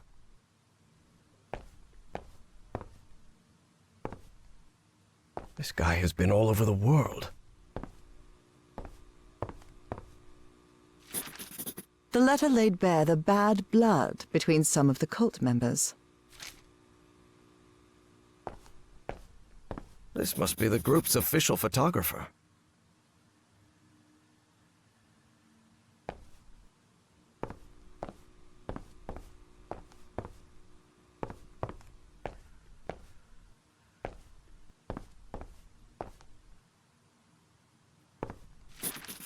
There's something written in German in these pages. Although Harry's German was a bit rusty, he understood what it meant.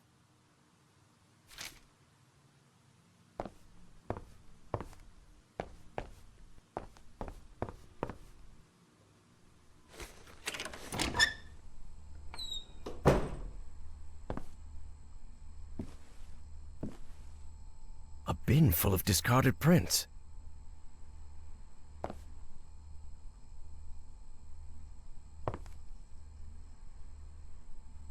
Trays with various chemical substances. They even have the molecular structures written on the bottles. Looks like a device to make prints from photographic film.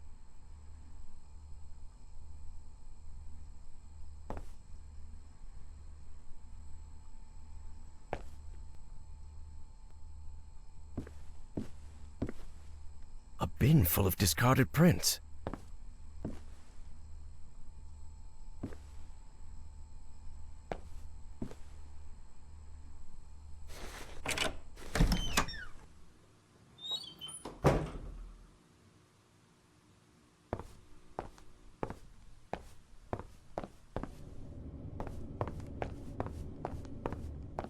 This office looks expensive. What nonsense are they talking about now?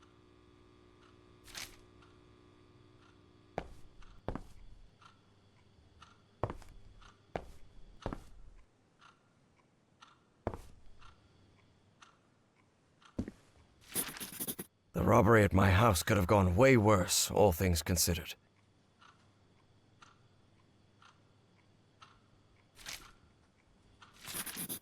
You have to be some kind of narcissist to snap a pic of yourself, especially if it's just to show off your muscles.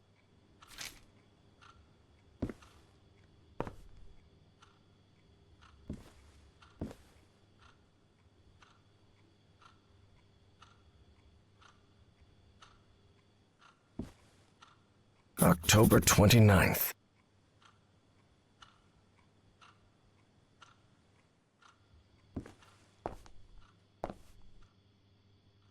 This fella clearly has expensive tastes. I'm impressed.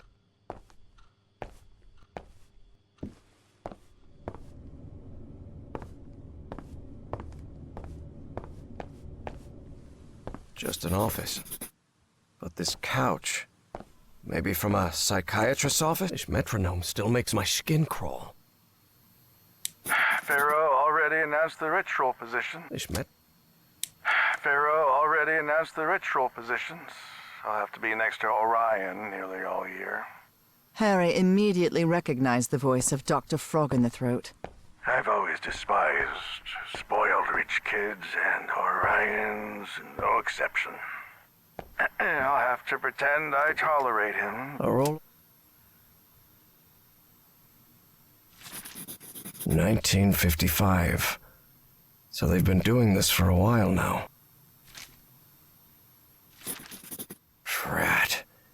This is my prescription. From Dr. Frog in the Throat.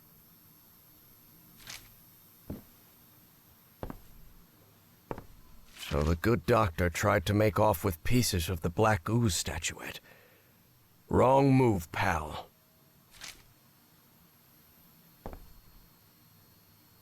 He sounds glad to be rid of him.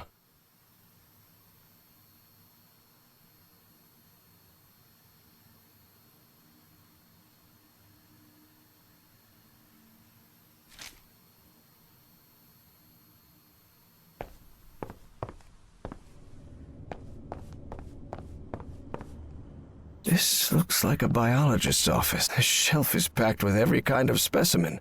Looks like it came straight out of Dr. Frankenstein's lab.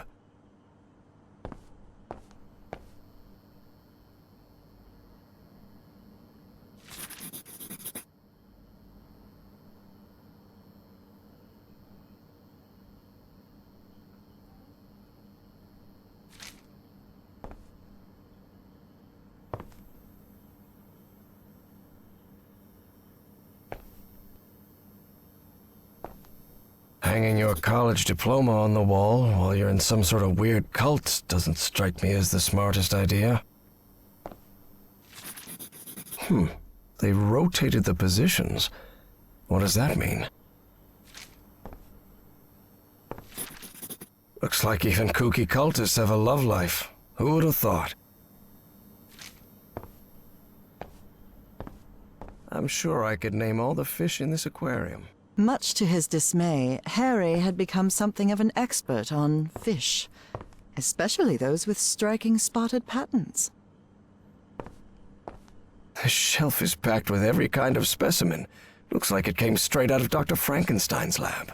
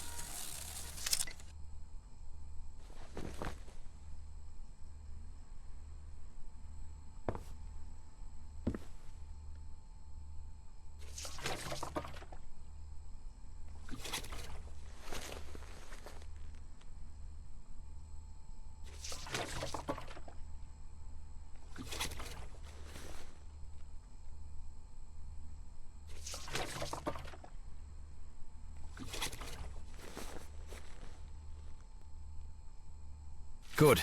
I've developed the photo.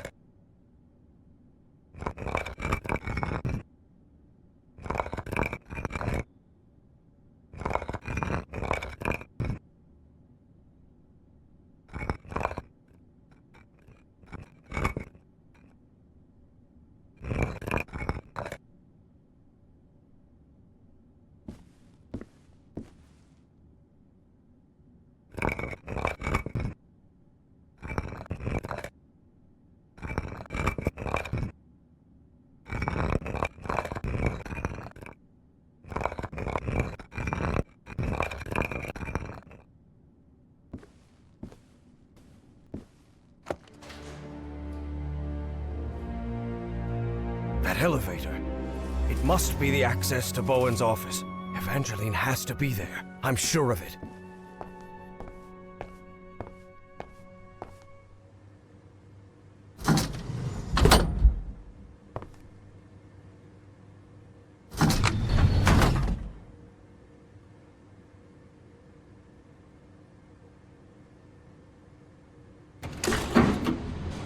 As he rode the elevator up, Harry regretted not bringing a weapon.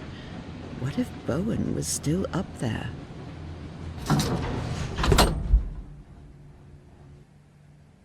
All right. Let's see what you're hiding here, you scoundrel. Well, looks like they give this medal to just about anyone.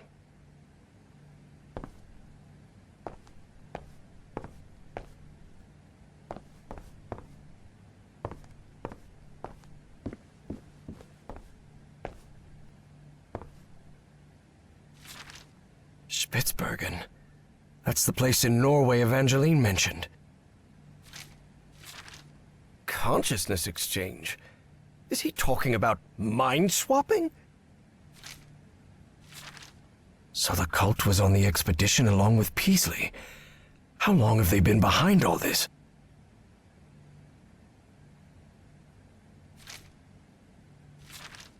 Apparently that John Teague was Fornax, another cult member.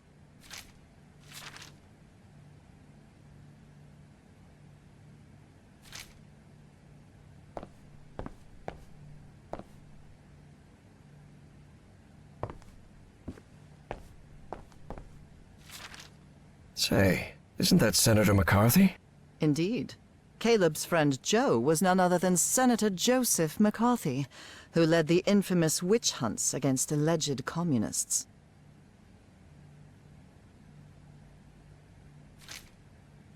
That doesn't sound good at all.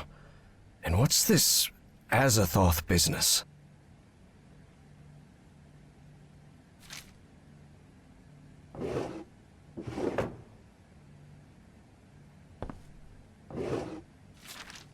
I knew Bowen would never abandon his Nazi pals.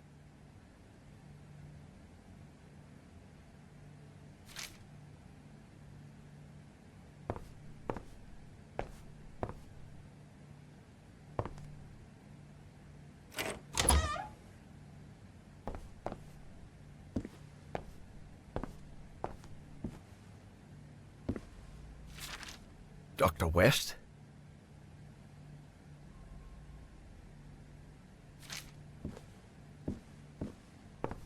This creature seems vaguely familiar.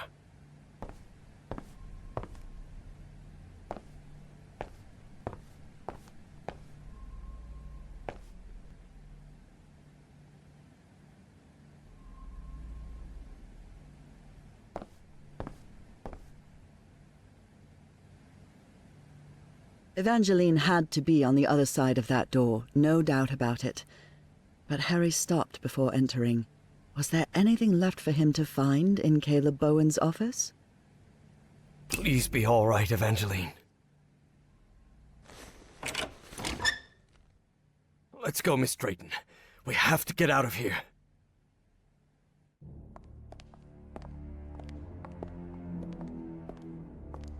Look, it's the engineer. I've seen one of those creatures before. In my dreams. In the Stone City, in the jungle. He spoke to me in my dreams, Professor.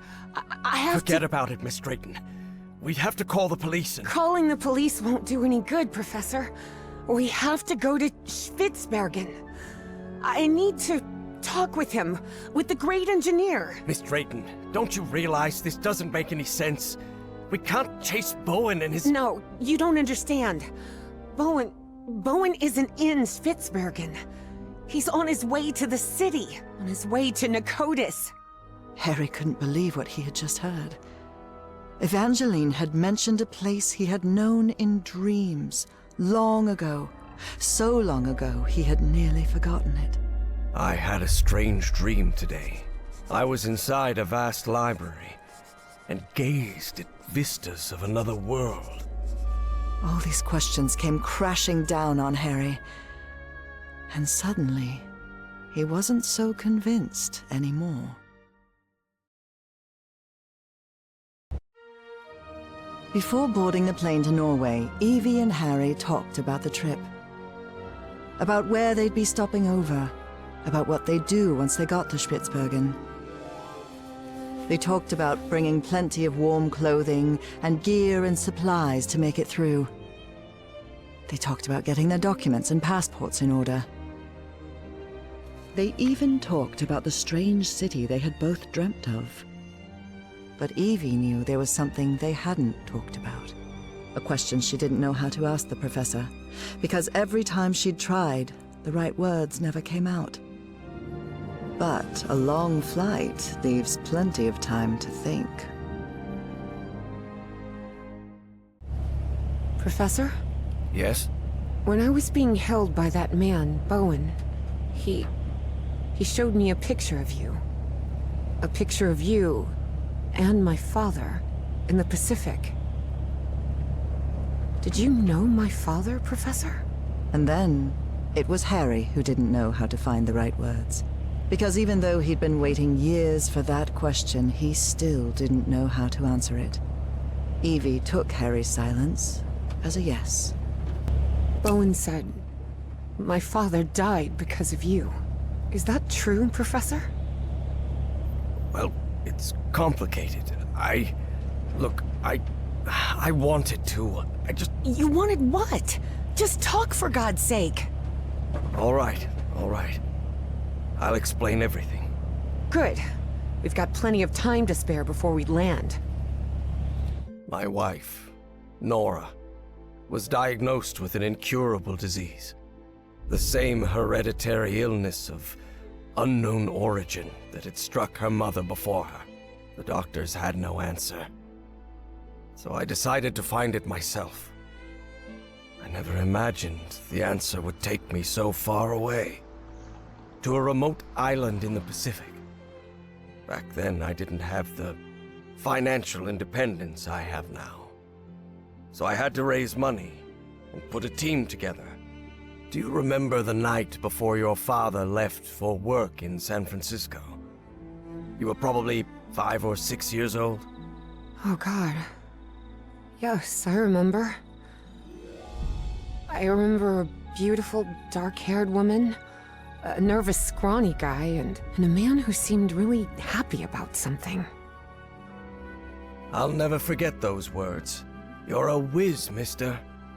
Would you be interested, by any chance, in an exciting job opportunity in the Pacific? That's right. Frank agreed to come with us to the island. It pained him to leave you and your mother back in Mississippi, but he needed the money and I was paying very well. But that island wasn't what we expected. There was something there that... Let's just say there are forces in this world that mankind ought not to meddle with, Miss Drayton. Things like the black ooze, and on that island, it was everywhere. I told you, it's the most dangerous substance I've ever come across. We found that out when one of the expedition members came into contact with it. It was him, driven mad, who attacked your father.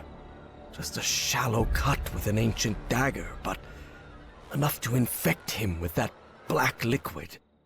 That is what took Frank's life. I did what I could to look after him, but that infection, it was beyond anything I could handle. His final words still haunt me. Harry, please look after my wife and my little girl. And that's what I've been trying to do all these years. Though evidently not as well as I might have done. Evie was speechless. She could not believe it. Take care of me? What are you talking about? I just met you a week ago. I've never had anyone except my mother. And the only help we ever got was from the insurance checks. What kind of help are you— There was no insurance, Evangeline. What? Harry decided that since he'd started telling the truth, he wouldn't stop halfway. I am the Hydrangea Foundation. Hydrangeas were just... that's all. And then, Evie understood. She understood the strange and painful sacrifice that man had made. I wasn't the one who drove that dagger into your father, but I dragged him to that island and didn't listen when he told me we had to leave. Harry had spent a long time avoiding the truth of what had happened nearly 30 years before, on that island in the Pacific. But for the first time in ages, he was forced to face it. So yes, your father died because of me. I can't tell you how sorry I am. I won't be so foolish as to ask for your forgiveness. I know I have no right to it. I understand how you must feel now. I understand that you hate me. Indeed. You don't have the right to ask for anything. We have to do what we have to do. But once we stop Bowen, I don't want to see you ever again. I understand. And as the conversation ended, Harry felt strangely satisfied.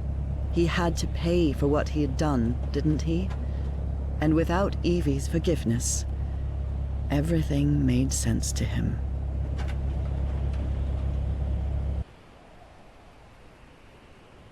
Things between Evangeline and Harry couldn't have been colder. Even colder than the freezing weather on that remote Norwegian island.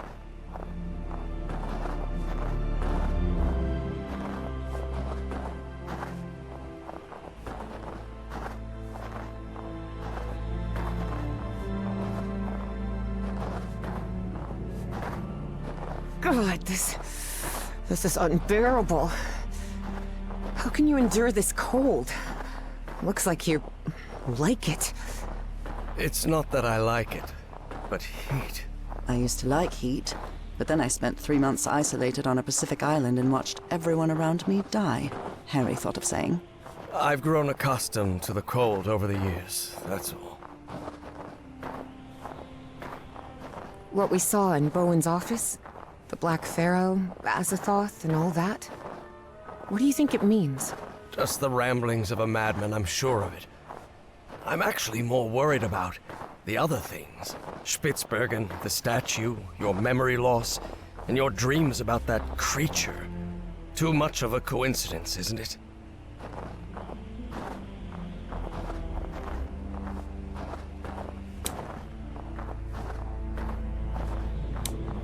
This sign, it's written in Norwegian. I guess we're close.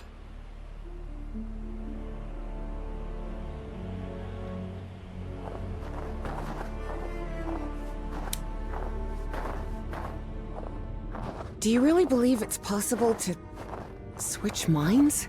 Honestly, Miss Drayton, I have no clue what we're dealing with. But whatever it is, we'd better stop Bowen as soon as possible.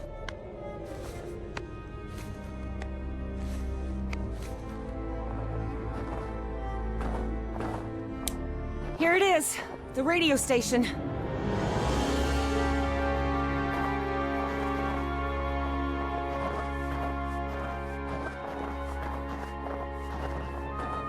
The storm is getting stronger. We'd better stay close to each other, Professor.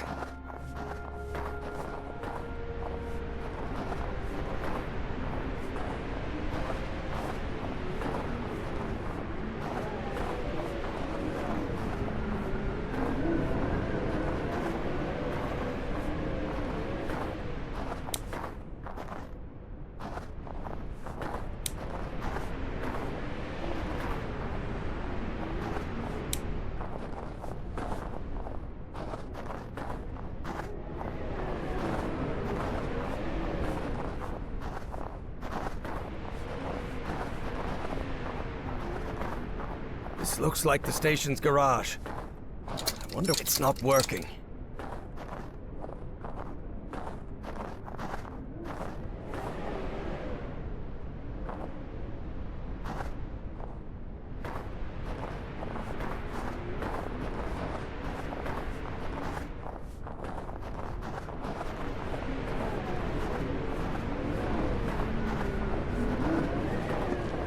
This must be the generator room. But it's locked.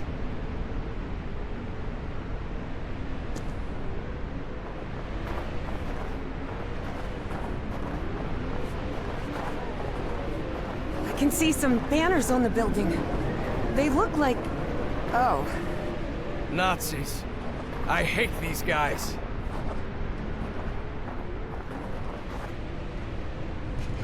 Just as I thought.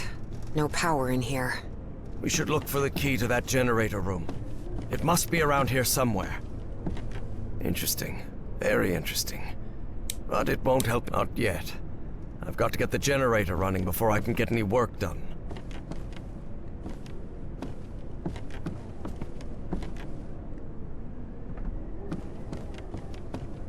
I'll have to take a look at it later. Right now, I need to get the power running in this station.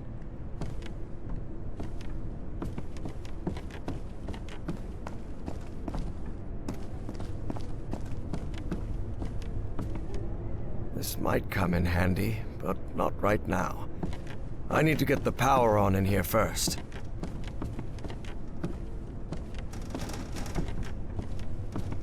Not yet. I've got to get the generator running before I can get any work done. Interesting. Very interesting.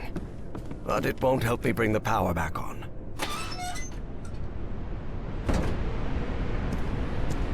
Evangeline, I see a... Harry hesitated to say the words because of how absurd they might sound. space ship of some sort? A spaceship? You mean like a flying saucer?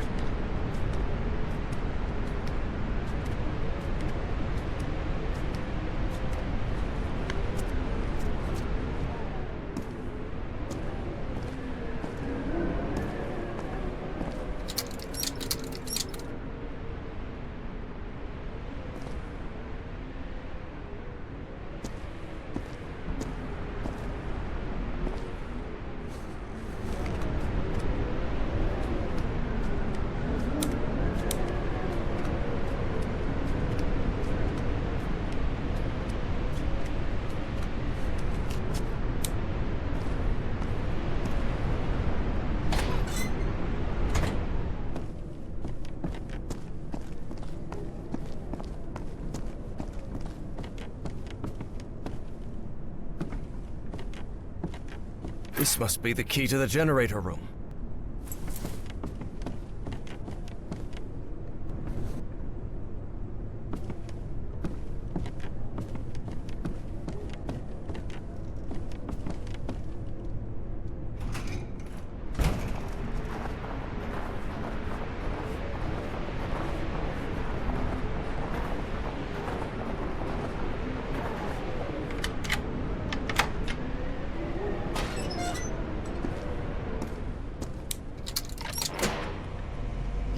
Hey, what the... The current must have caused a power surge in that distribution panel up there. Let me take a look. Maybe I can fix it. Okay.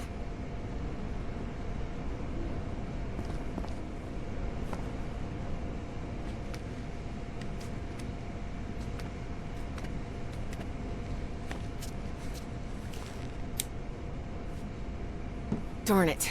This fuse box is sealed. You don't happen to have a screwdriver on you, do you? What do you think?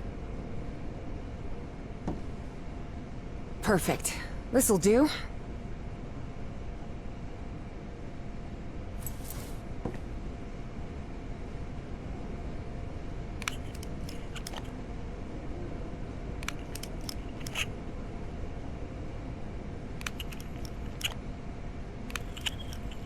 An old fuse box. And it looks like it still works. Even after years under this weather. Never doubt German engineering. What's the problem?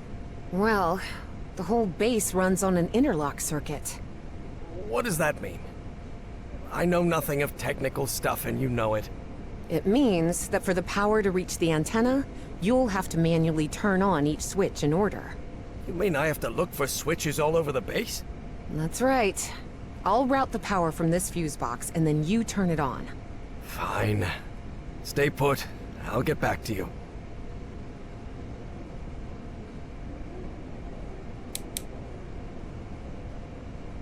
Up to you now, Professor.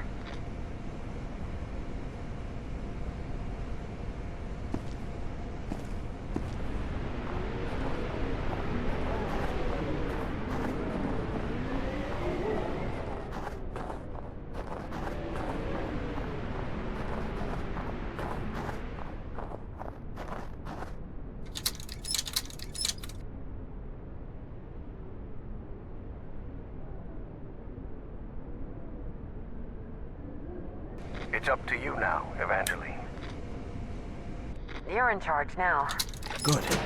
I managed to turn this thing on. Evangeline, try another switch. Okay.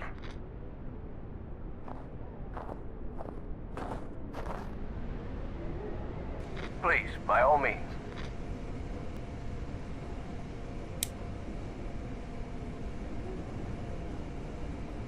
Your turn, Professor.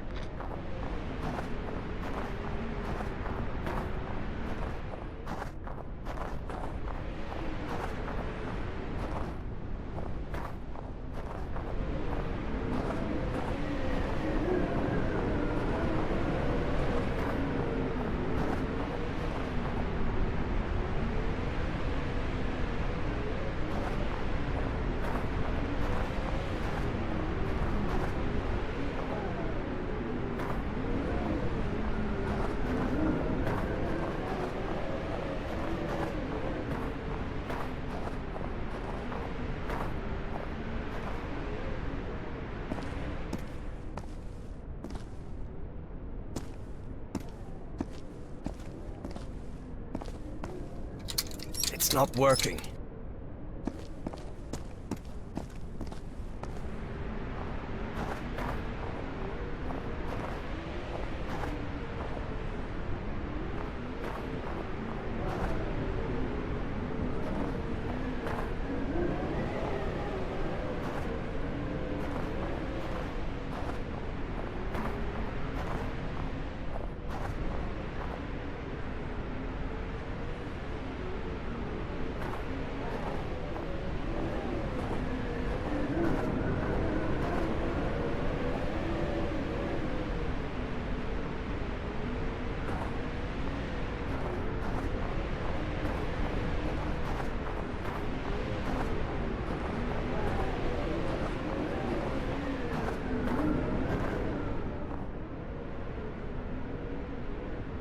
Your turn, Evangeline.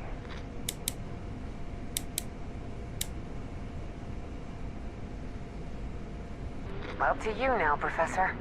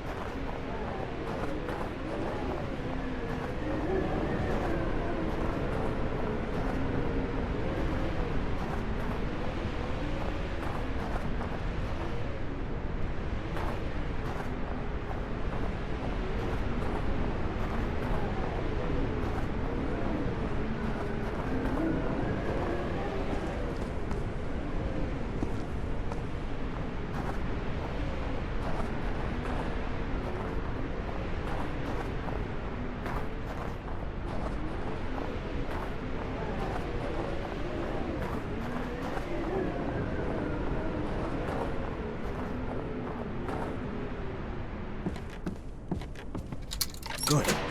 I managed to turn this thing on. Evangeline, try another switch. Okay.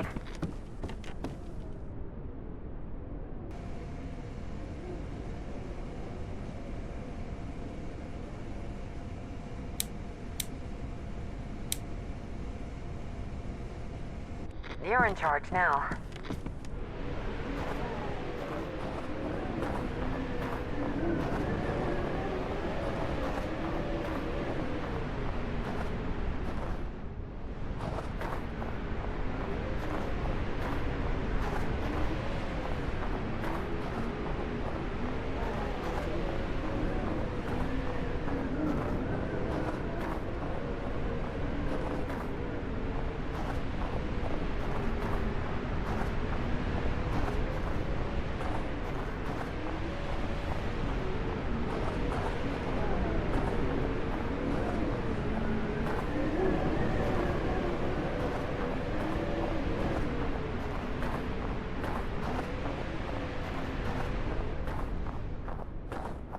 It's no use.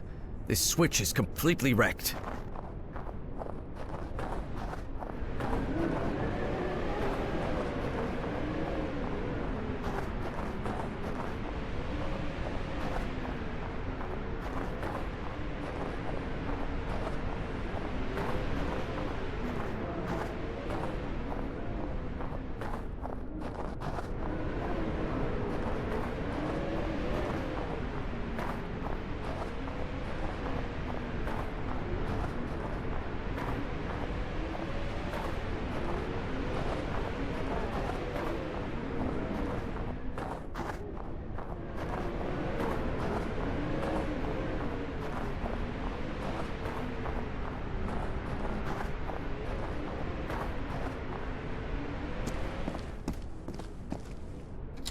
Good.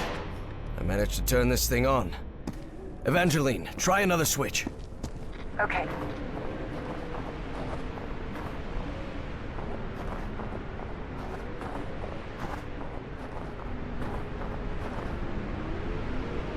Your turn, Evangeline.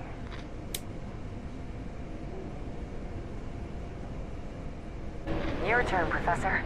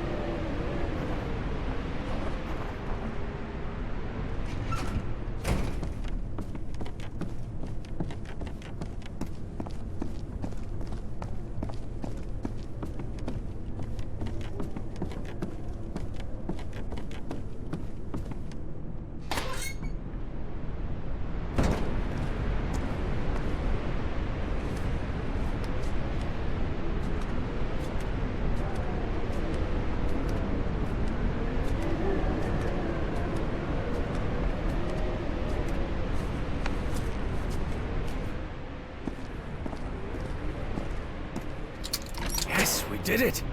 We're good. Power's on. I'm heading back to the antenna, Professor. Okay, Evangeline.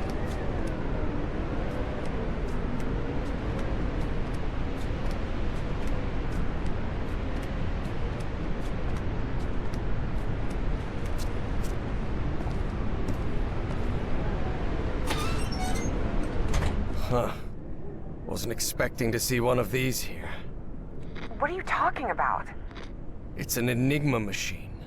A message encryption device the Nazis used to encode top-secret messages. But how could you possibly know that?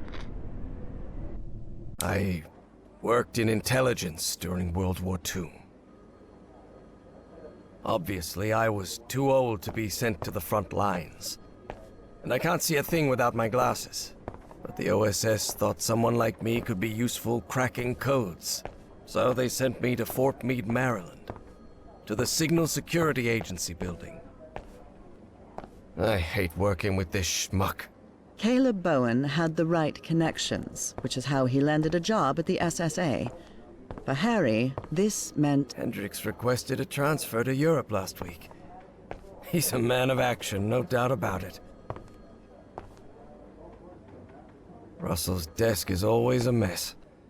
He's probably on a cigarette break.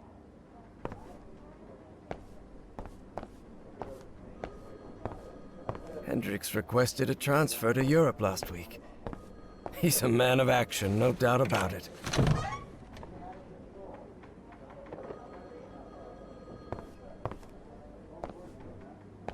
This is the message that needs to be deciphered.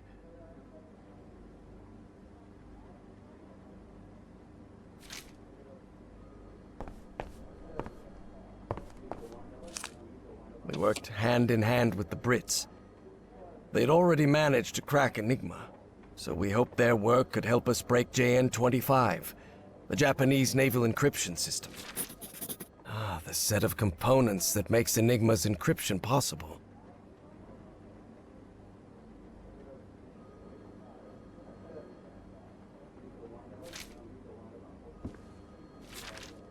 I always keep this photograph close.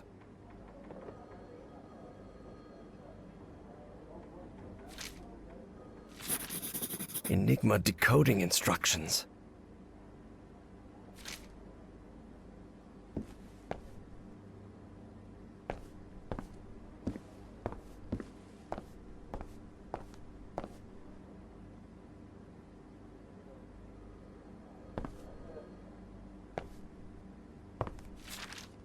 I don't rightly know what we'd have done without Turing and his people over at Bletchley Park.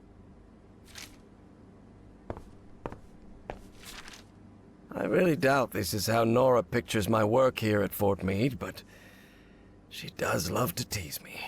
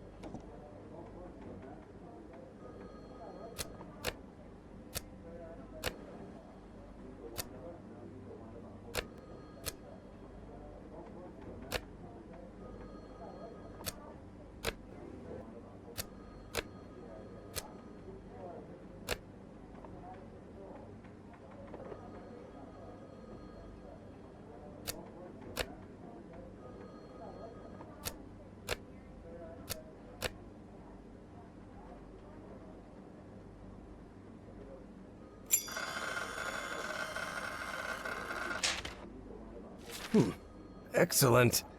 I think I solved it. Maybe we can use their deconstruction process and adapted to crack the Japanese ciphers. Of course, it was hard leaving Nora alone at home. But she insisted. She knew I could help our country fight the Axis. So my only condition for working at Fort Meade was that my wife could contact me whenever she needed.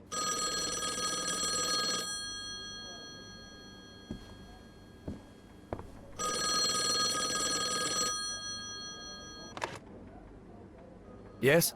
Hello, my dear old pal. Nora, it's so good to hear your voice. How are things going over there, my love? Well, you know they won't let me tell you anything about what I do here, but we're making progress. Mostly thanks to the British. Blimey, who'd have thought the bloomin' Brits saving our hides? Yes, they are, Nora. How are you feeling today? Have you had any fever this morning, or...? I'm fine, Harry. I'm more worried about you, actually. How are they treating you in Maryland? Are you eating well? Yes, I can't complain, but I feel like I'm wasting our time. I should be making the most of every day there with you instead of... Listen to me, Harry. We both know there will come a day when I won't be by your side anymore. But it doesn't make sense to live waiting for that moment. Besides, you're not going to live forever either, old pal. One day you'll kick the bucket too. You know that? Oh, that's what I call a cold comfort. Why? What do you think happens when we die? There has to be something more. Oh? You mean like heaven? Don't get me wrong, I'm not expecting St. Peter to open the pearly gates for me, or walking on clouds or any of that, but maybe what we call heaven is just a good moment that repeats over and over again. Like, I don't know, the early days of our newlywed life in Englewood. We were so young back then, and we didn't know about your illness yet. I don't know if this is just a belief or mere hope, but... Then, I promise you that when the time comes, I'll be waiting for you in our house in Englewood. Let's talk about something else, all right, Nora?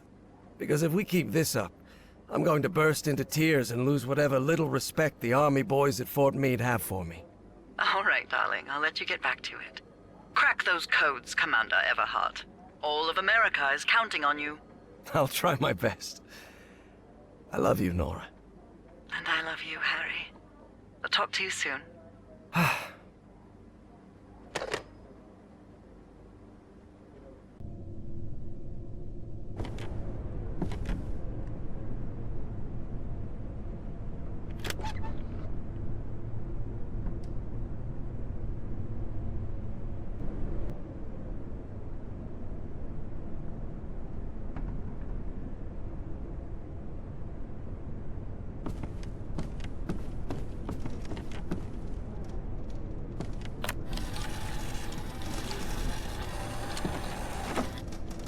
This encrypted message is rather short. I wonder what...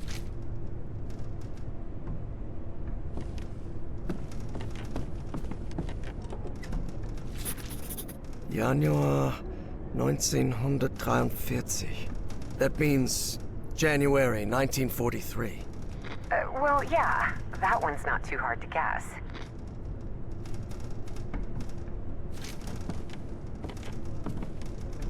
An encrypted message.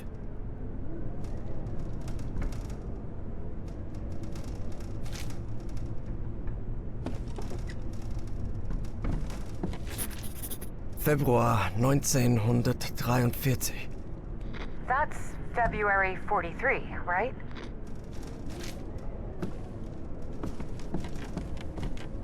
No use. It's encrypted.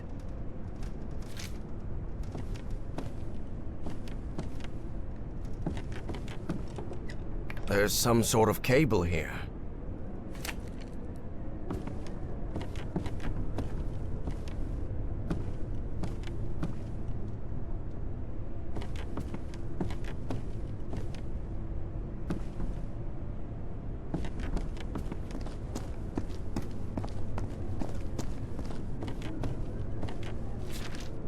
What on earth were they doing in this place?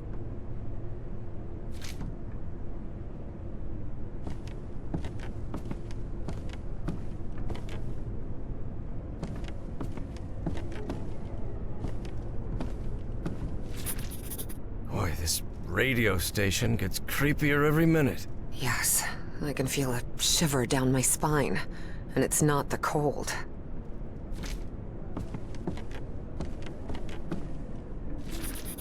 It's the Dienstausweis of an SS Oberstgruppenführer. Some Otto Adler.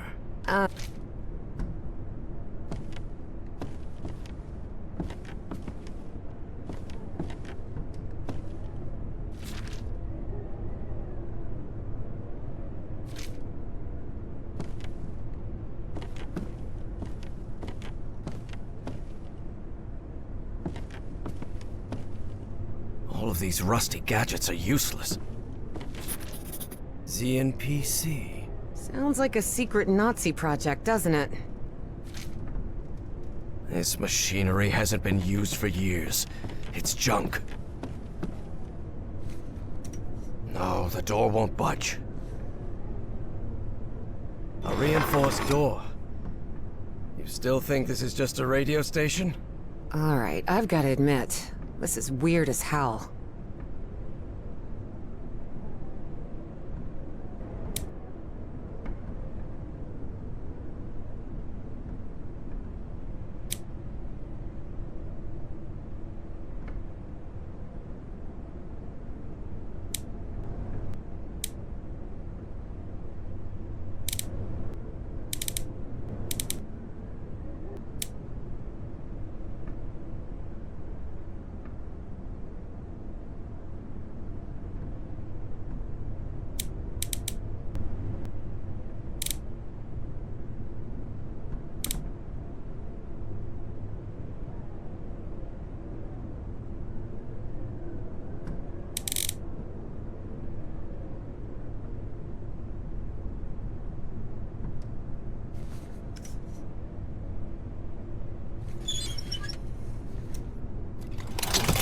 At last, we did it, Evangeline.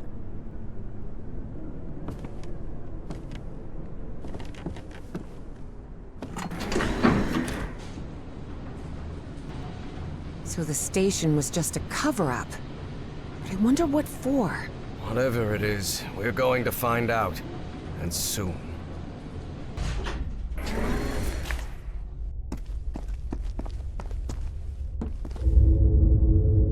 Harry tried to keep his composure when he saw the oily shadow. He didn't want to alarm Evie.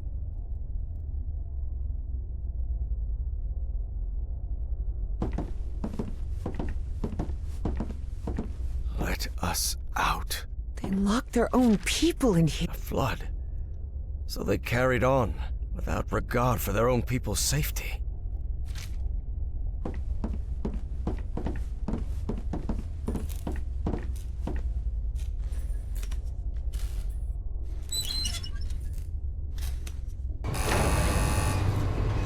Think we'll find that great engineer of yours down here?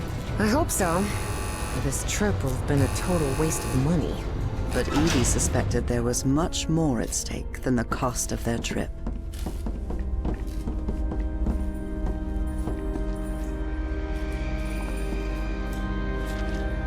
A liquid that reacts to sound, like in the Rappahannock River caves.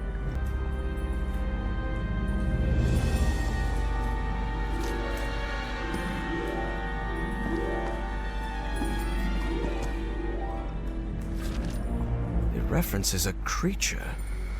You think that might be your great engineer? Yes, sounds like it.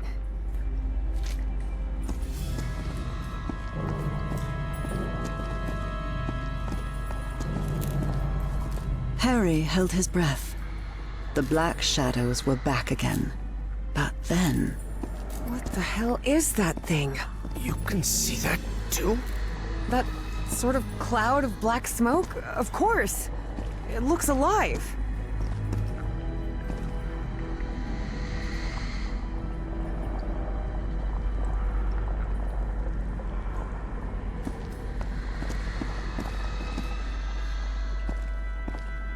A diving suit. I hope you don't think I'm letting you go back down in that thing again. No. Unless there's no other choice, Evie thought.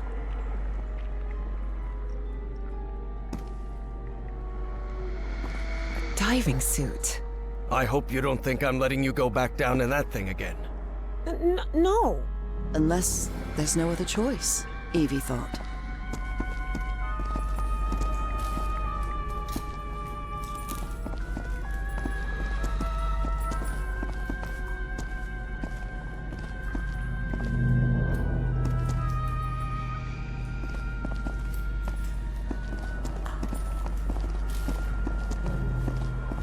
Offices, control room, Kronos lab. That must be it. We have to go through to the other side. But how will we open these doors? You said control room, right? I bet we can operate the doors from there. That makes sense. Okay. To get there, we'll need to go downstairs and through the offices. But Professor, the way downstairs is flooded. Well, it seems there's no other choice. Which of us... I'll go this time, and I'm not going to allow any argument about it. Because despite how I look, I'm not 80 yet, Harry thought to himself. Do you want to go down then? Go ahead. Lower me down. All right. Be very careful down there, Professor.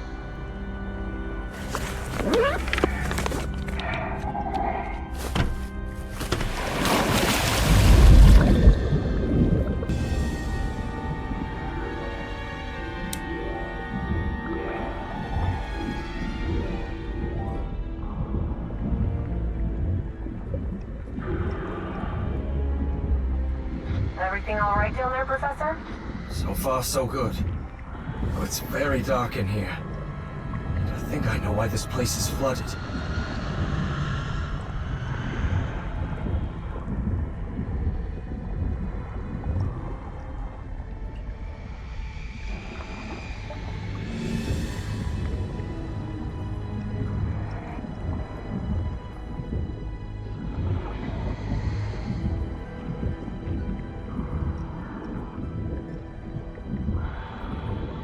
They must have tried to break into that flying saucer and then release the black ooze. Do you see any black ooze around? All around, yes. I'm pretty sure it was the ship's fuel.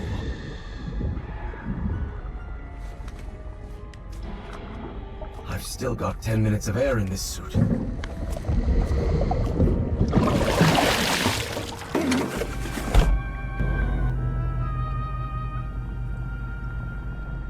Evangeline, do you hear me? Yes, Professor. I've reached the control room. This is where they monitored. He must be talking about that flying saucer we saw out there.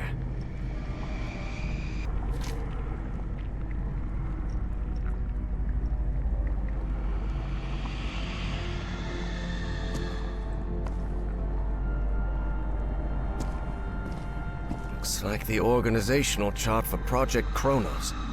And that's Felix Stahl. That guy's a member of the Starry Wisdom Society. So that was the reason Bowen had pulled every string to get that man to America.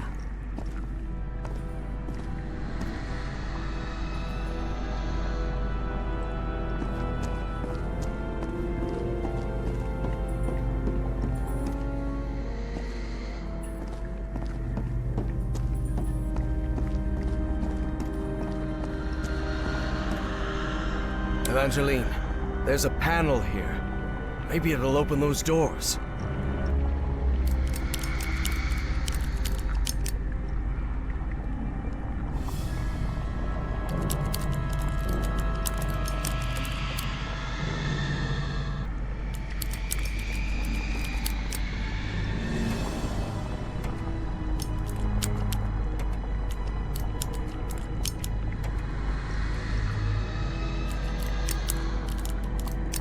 A light just came on. Please, by all means.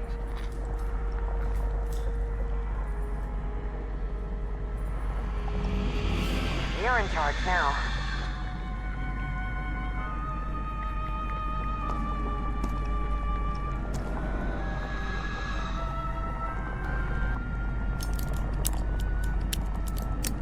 All right, that's on. Professor, look. That thing. It's it's moving into the next chamber. It seems to move like a trapped insect.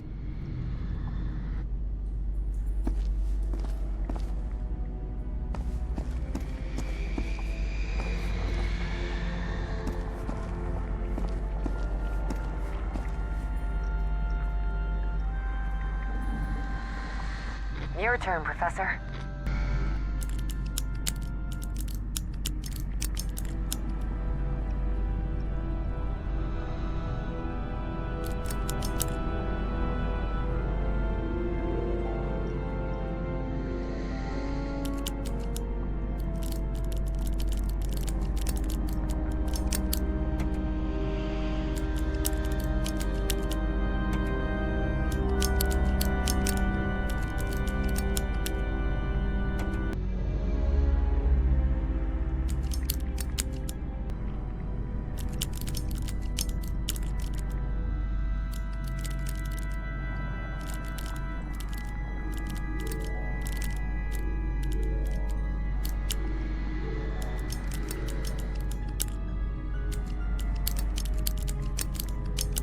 Another one.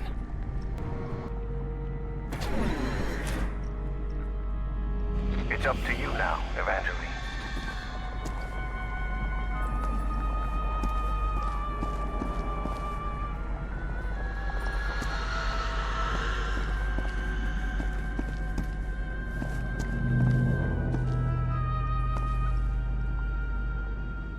You're in charge now. Your turn, Evangeline. Up to you now, Professor. Please, by all means. You're in charge now.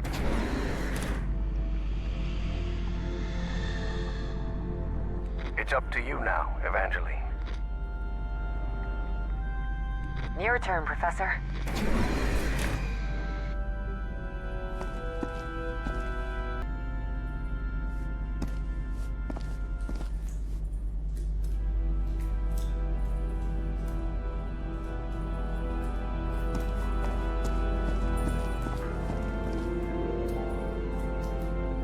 You're in charge now. Please, by all means.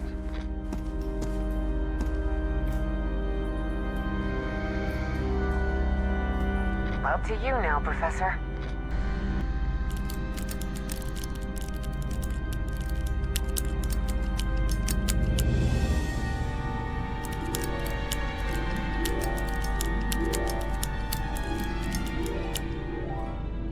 Good.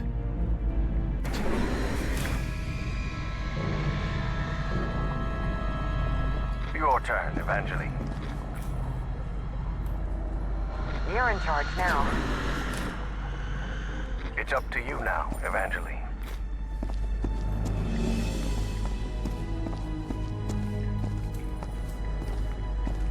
I should go get Harry before continuing forward.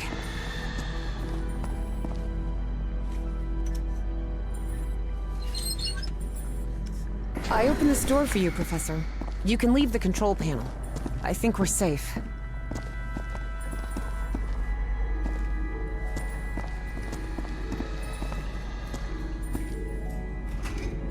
What on earth was that thing? I don't know. But whatever it was, I don't want it close to us. Let's... What is this place? It looks like the heart of Project Kronos. Could be. Do you think we gave that horrid thing the slip? I really hope so. After seeing what that black smoke can do to humans, I wouldn't want... What the hell? How did that thing get out? No time for questions now! Run, Professor! Run! Quick, the bunker door! Help me close it, Evangeline!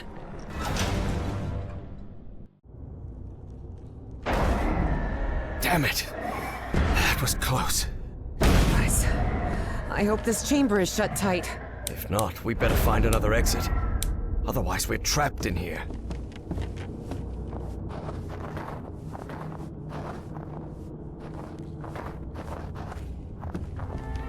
Lord Almighty. Evie recognized the gigantic creature at once. It was the same one she had seen in her visions. Look at the size of that creature. Harry remained silent. He was in shock, but not because the sight of that creature bewildered him. Quite the opposite. Something about it felt disturbingly familiar.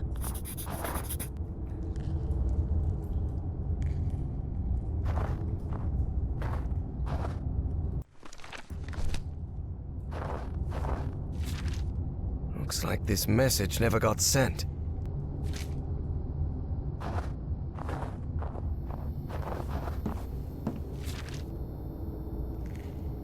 They're talking about a tome here.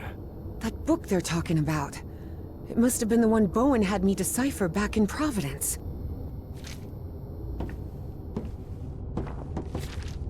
So the Nazis called the black smoke things polyps.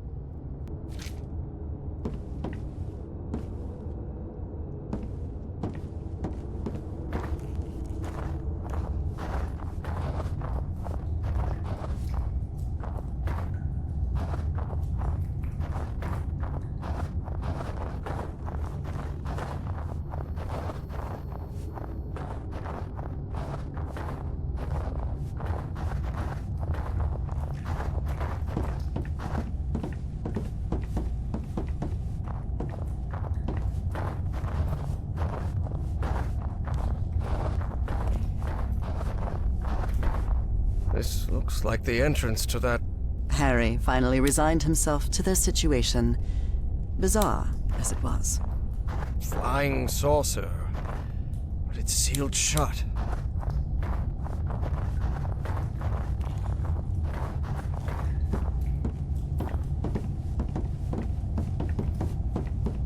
This seat is what the Nazis used to try to communicate with the creature. All right, there's no time to waste. Try connecting me to that machine, Professor. Have you lost your mind? We have no idea what might happen if you sit in that thing. You listen to me, Professor. I'm sitting in that chair, and you are gonna connect me to that creature. Do you hear me? Harry could see that Evie's thirst for knowledge was clouding her judgment, and he didn't like where it was heading. Not one bit. Fine. As you wish, Miss Drayton.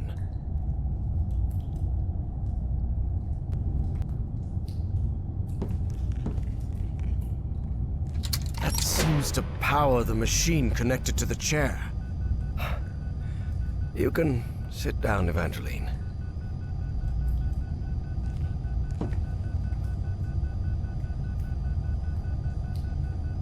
This apparatus identifies matching brainwave patterns between Evangeline and that creature.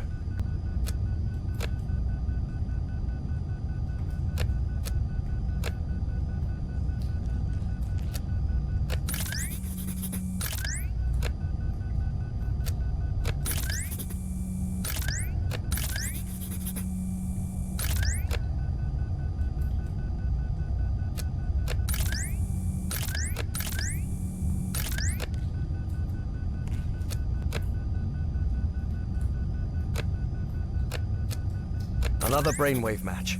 Good.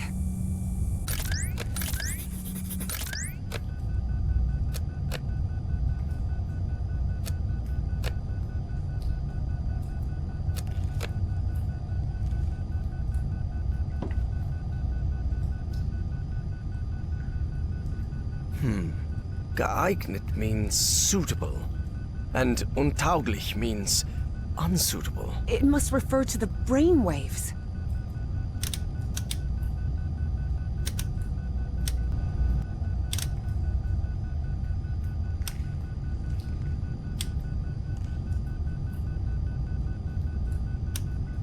Looks like everything is set. So, whenever you're ready. Go ahead.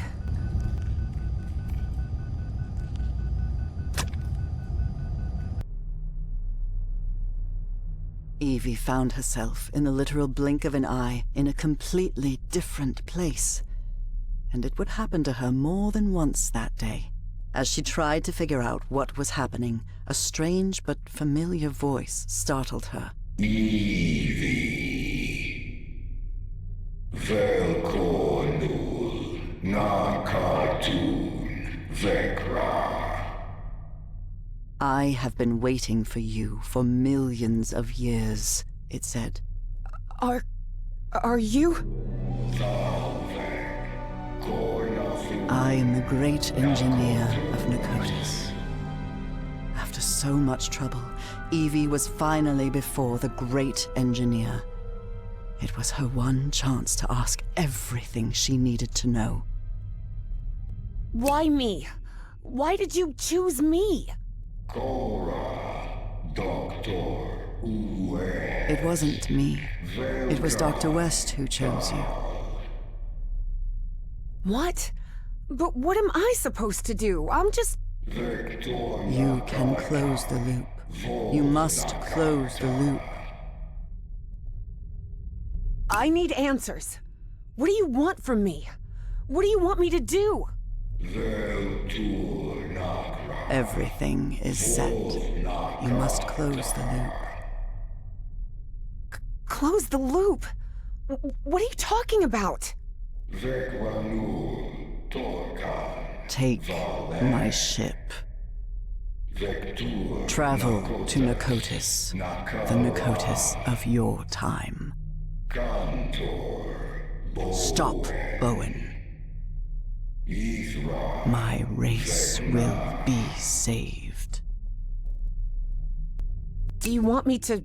Is there any way I can set you free? You will do it when you close the loop. Or maybe you did it when you closed the loop. The complex Yithian language made no distinction between verb tenses. I can understand your language. How is that possible? Your mind in my body. My mind in your body. How is... When did that happen?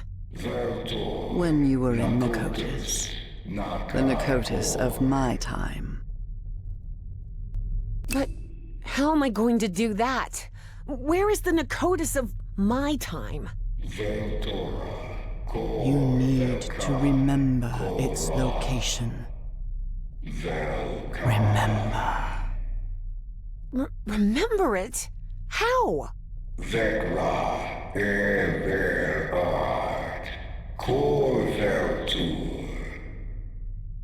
Hearing that, Evie was left speechless. Follow Everhart's instructions. Evie didn't have time to ask another question, because in the blink of an eye, she found herself once again in that stone city from her dreams, millions of years in the past. Except now she knew it wasn't a dream. It was a memory. My hands! Heavens! Look at my hands! Those Yithian appendages could hardly be called hands, but that was how Evie perceived them.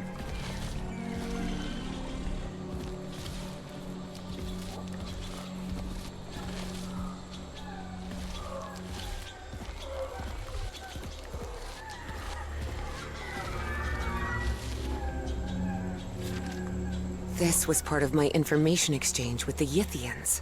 I believed I had to tell the Yithians everything about my time in exchange for my freedom, but I was wrong.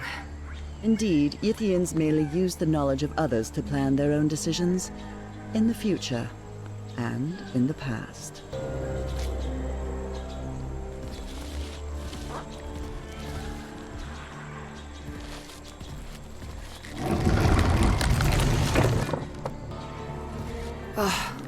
I can't believe I couldn't remember this amazing view of the towers of Nakotis.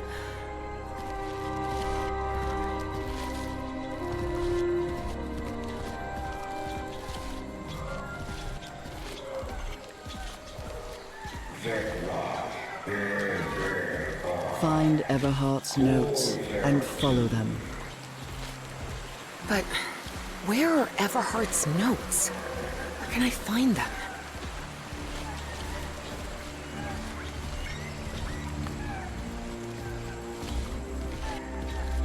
I always thought my dreams didn't take place here on Earth, but now I understand that this is how Earth used to be, millions of years ago. Specifically, when the Earth's landmass was fused into one continent, Pangaea.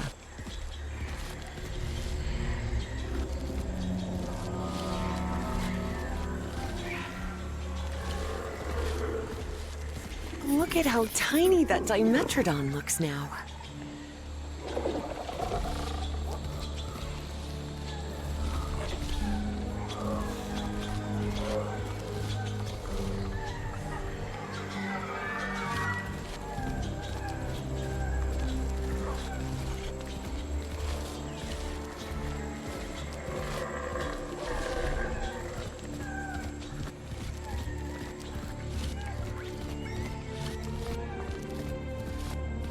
That's an ammonite. Cephalopods that lived during the Devonian period, 400 million years ago.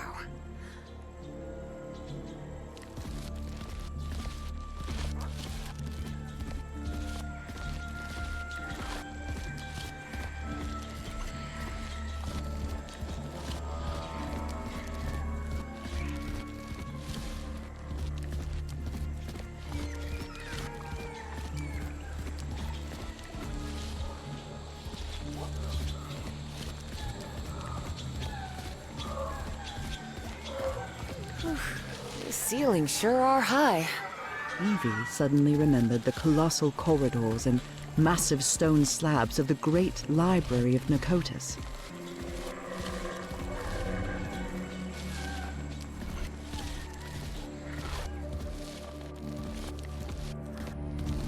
What is this thing? I remember it.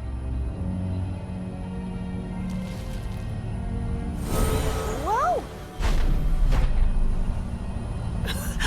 My goodness! I'd forgotten about these light conveyor belts.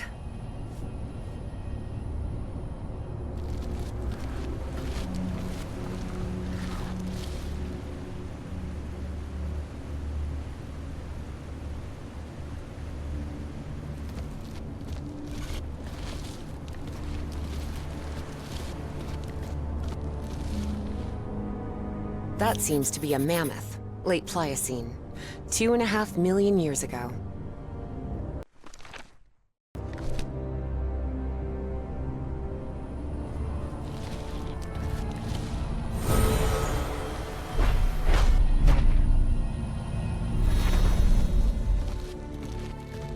I remember this. I went to the Great Library every day.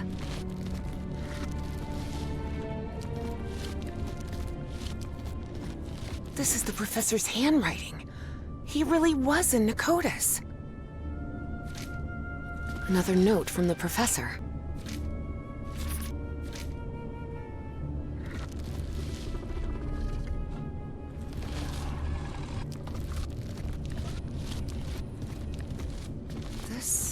This is the altar I worked in.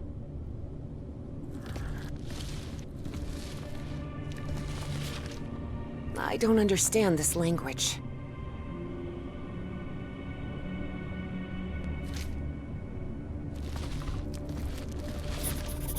Looks like I deciphered the numeric coding of the Yithians. This is the ink I used to write with.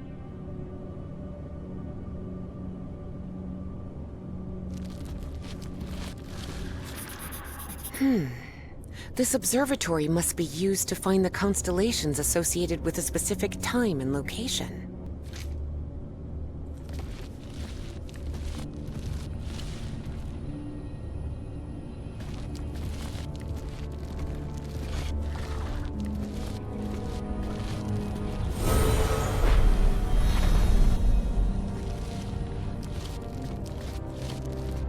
Tyrannosaurus rex. A dinosaur from the late Cretaceous period, 68 million years ago.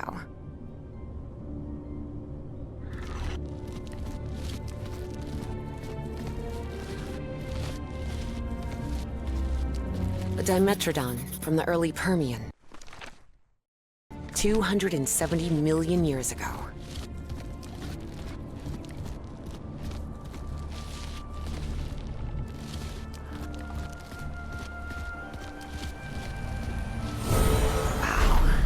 Everything is so beautiful here. I suppose this mural refers to us, Homo sapiens. We appeared roughly 300,000 years ago, in the Middle Pleistocene.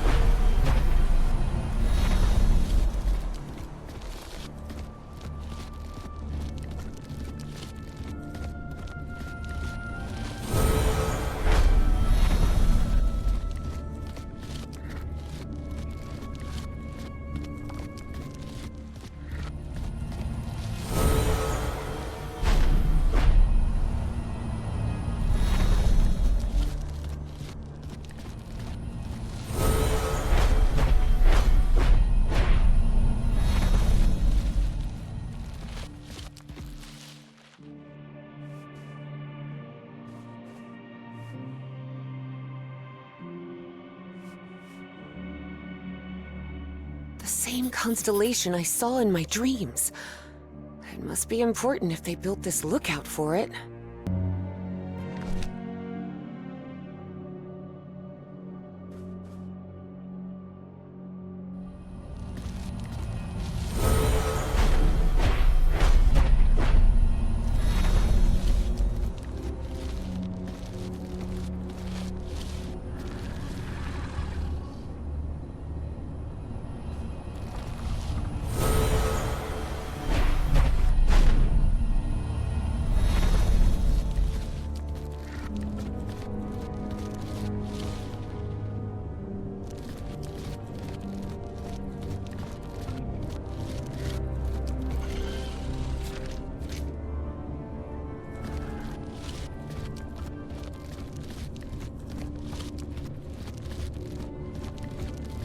This mural doesn't look like decoration, but I'm not sure what it represents.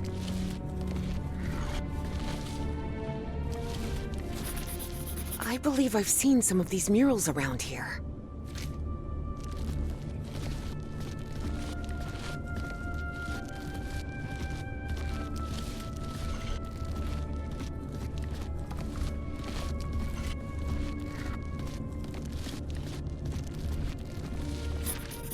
Wow. Is this some kind of time location finder? Unbelievable!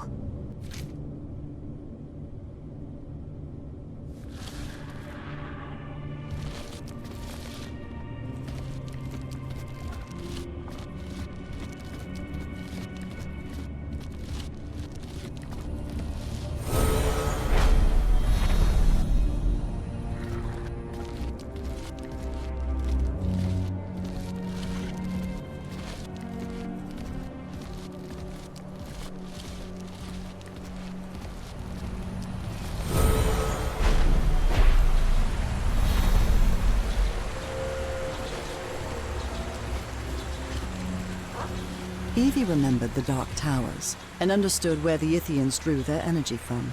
Somehow, they synthesized the black ooze and used it as fuel, but that meant that down there, confined within multiple levels of chambers and trapdoors never opened, lay the black smoke polyps.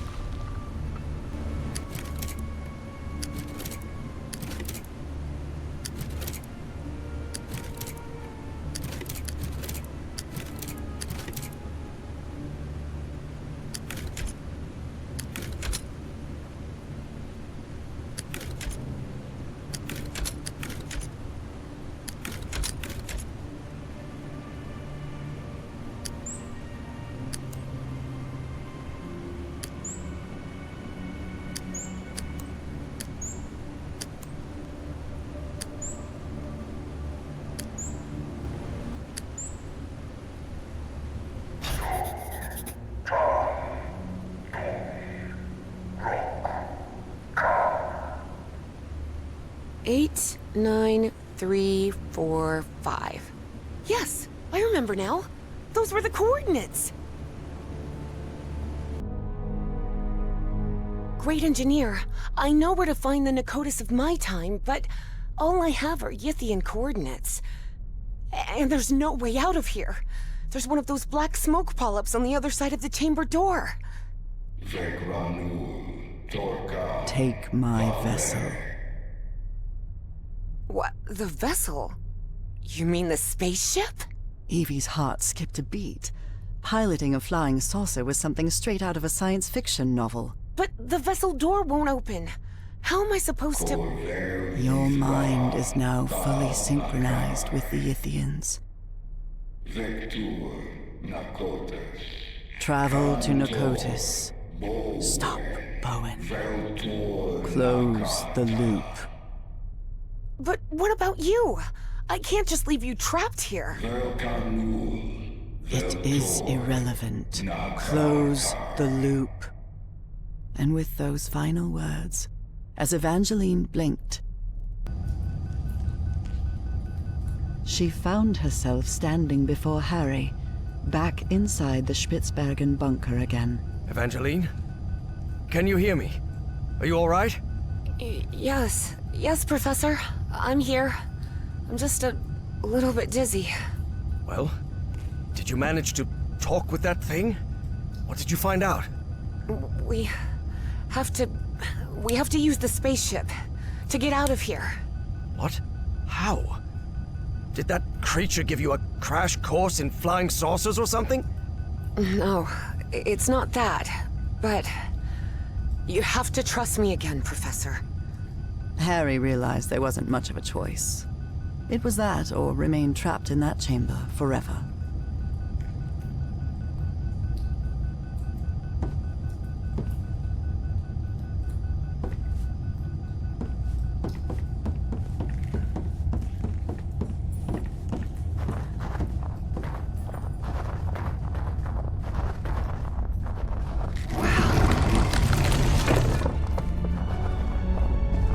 Look around, Professor. Isn't this fascinating? There doesn't seem to be any power. I'm sure you can pilot this spaceship. I'm not sure pilot is the right word, Professor. I'm not even sure ship is the right word. This looks more like a building than a vehicle. There surely has to be a starter somewhere, right? Evie recognized a platform very similar to the one in the refinery beneath the Virginia caves, and understood what she had to do. Look, Professor, it's working. The spaceship is powered up now. Damn it, where's the steering wheel? It probably doesn't need one.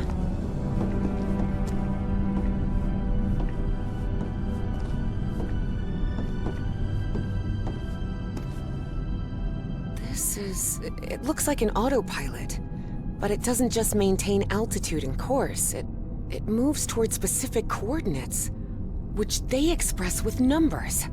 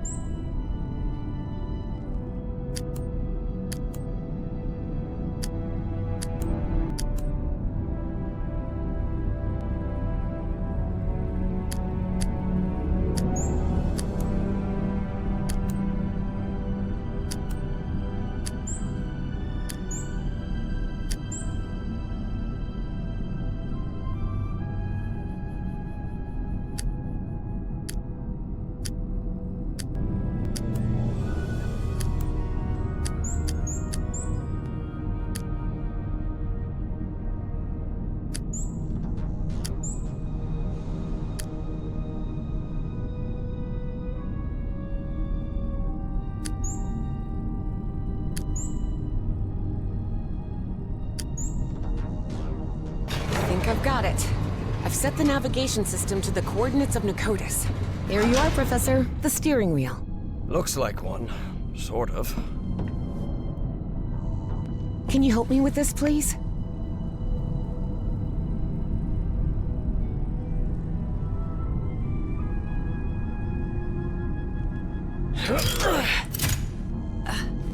Buckle up, Professor. Hey, whoa! Whoa! Professor, better find something to hang on to. Hey, it's moving! Look, it's breaking the ice! So where are we headed? To Nakotis, or what's left of it. Those dreams you had about that place? They weren't dreams. You were there, millions of years ago. Millions of years ago? What are you talking about? The great race of Yith can transfer its mind to the past, present, or future. At some point, they exchanged minds with you. Good heavens. Can you imagine what that must be like? To move freely I through... can imagine what the Nazis would have done if they'd gained that power.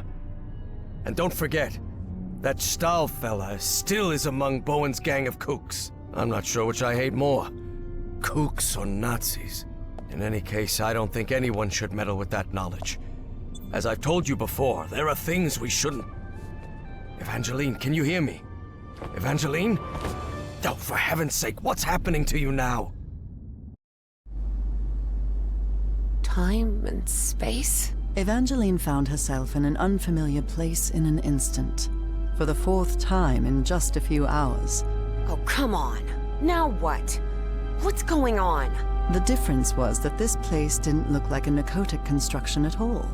Nor was she inside the body of an alien creature. It just looked like the future. Why am I connected to this machine? And is this... This isn't my body. Where am I? Evie jolted in shock. If she was in this body, then who was with Harry on the spaceship to Nakotis?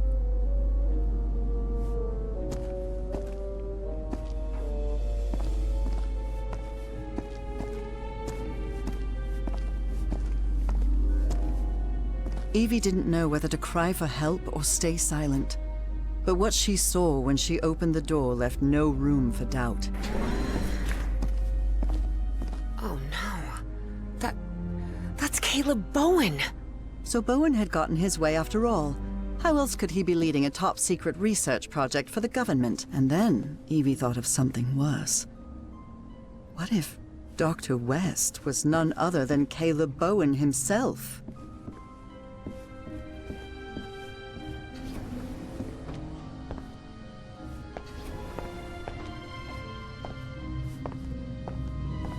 Some things never change. Even in the future, folks keep goofing off at work.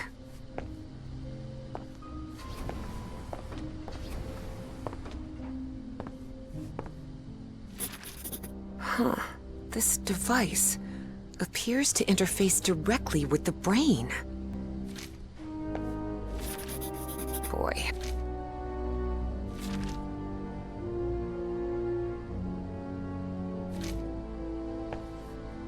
'2006? Am I in the future?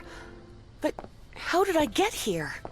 Despite her confusion, for a science fiction enthusiast like Evie, the sight was fascinating. She had already been to the Mesozoic, and now she was in the 21st century. And all within a couple of hours. So I was right. This machine is a kind of mind swapper.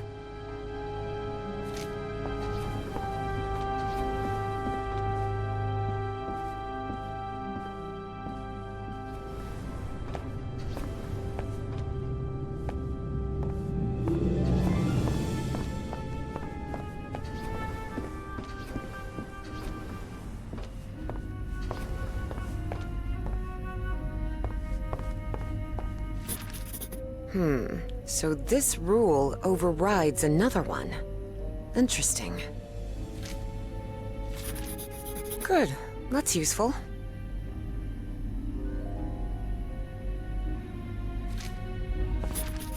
Seems like instructions for that brain device.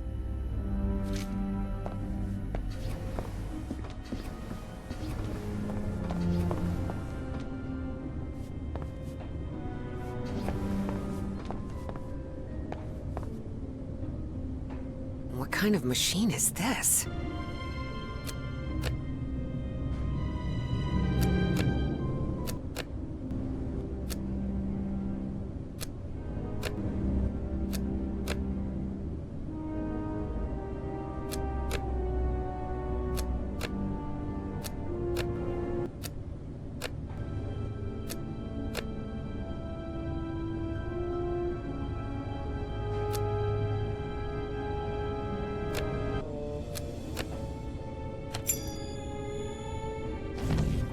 Yes, I did it! That mind-swapping device seems to be powered on again. I hope this works.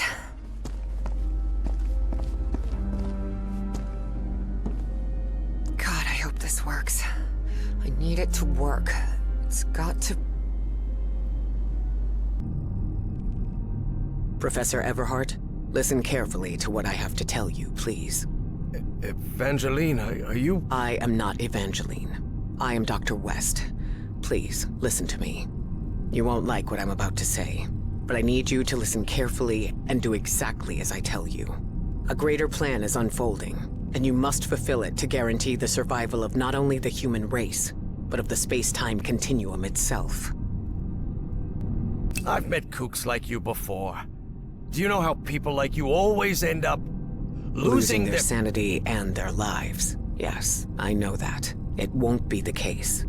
Who the hell is this Dr. West? And how could he know what I was going to say, Harry thought. Listen to me, please. You will reach the ruins of NAKO-TUS, and you will find Caleb Bowen. Don't worry, you will stop him. How can you possibly know what is going to happen?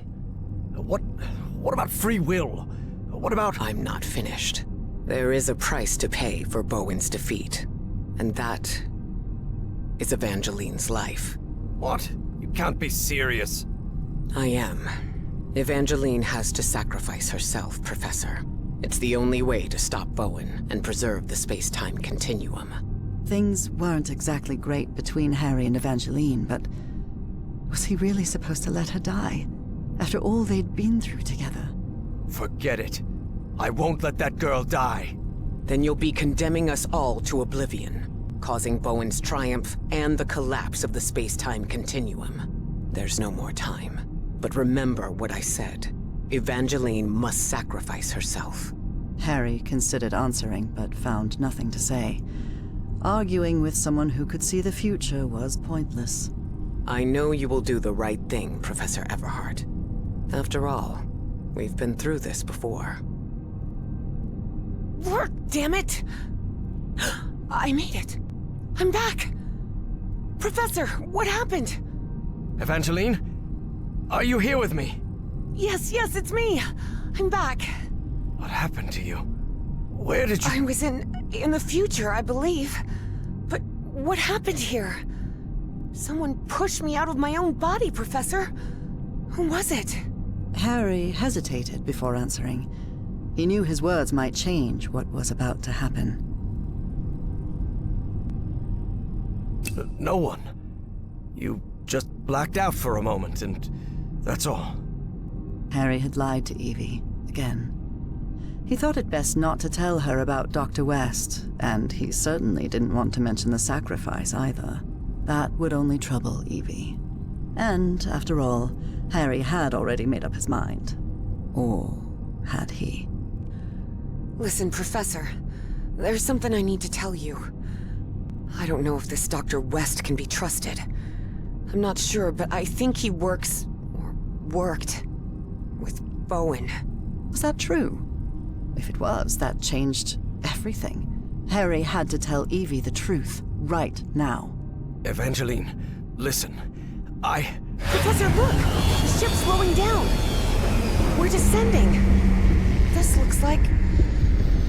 the Pacific Ocean. NAKO-TUS is somewhere in the Pacific? Looks like it. Hold on, Professor. I think we're about to land.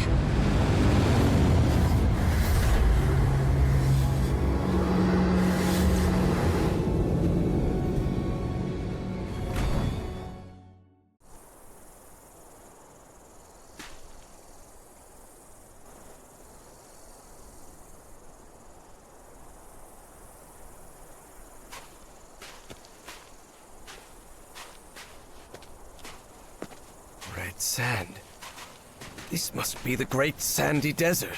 So we're in Australia. We crossed half the world in, what, half an hour at most?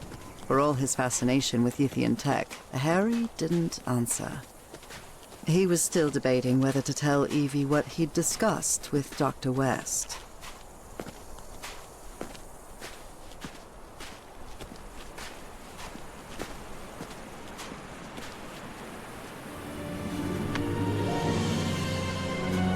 Here we are.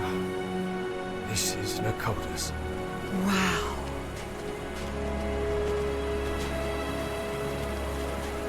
Look, Professor. A camp. Looks abandoned.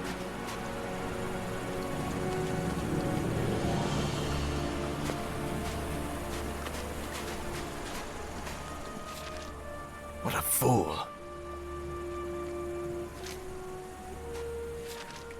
Somehow the Yithians were able to store light and channel it through those lenses. Apparently, Bowen's goons spent a good long while trying to force this massive stone door open. Thank you, Sherlock.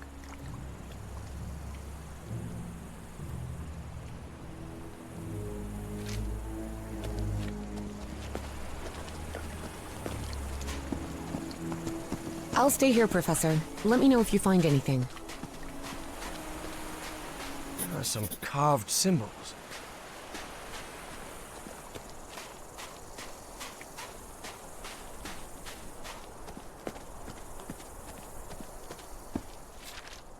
Does this manipulate the shapes? This is the Nazi who escaped from the radio station. I guess they ignored his warnings. What does it say? Never trust a Nazi, that's what.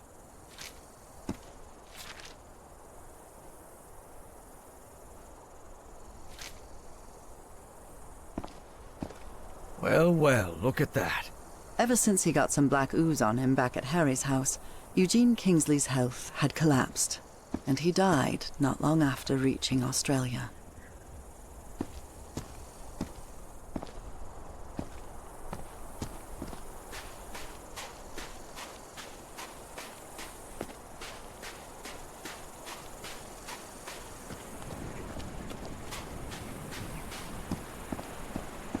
Symbols. Interesting. So Stahl and Bowen had an argument. Big surprise.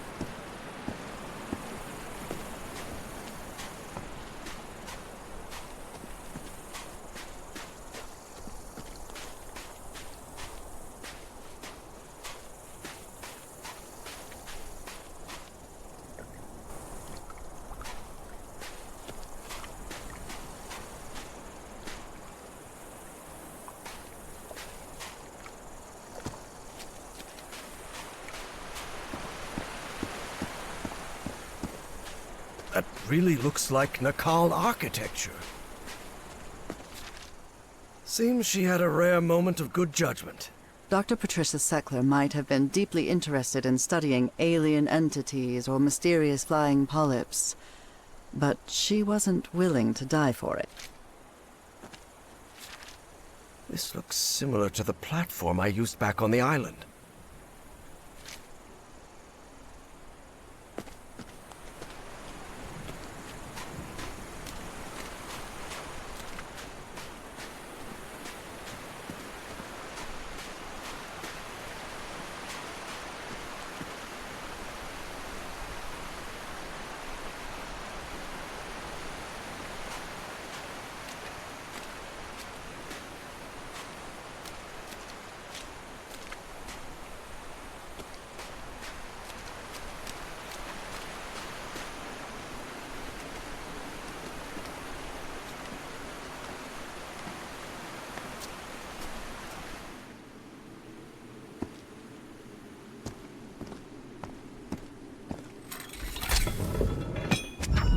Looks like that did something. How can these lenses still be so perfectly polished after millions of years down here? Yithian technology never ceased to fascinate Harry.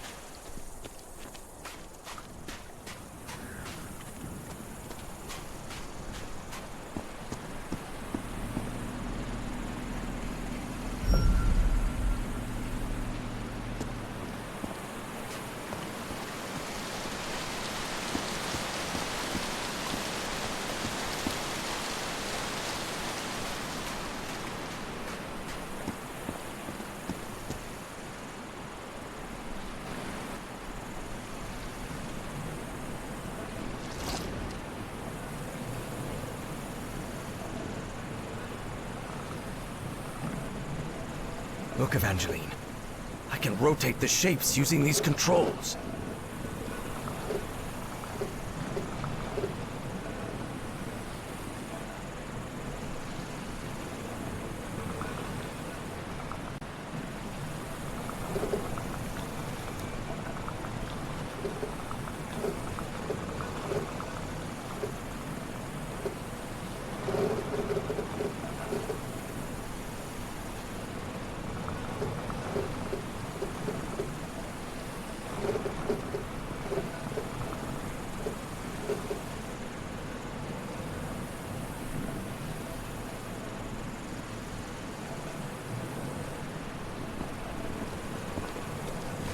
I think I've got it. Sort of.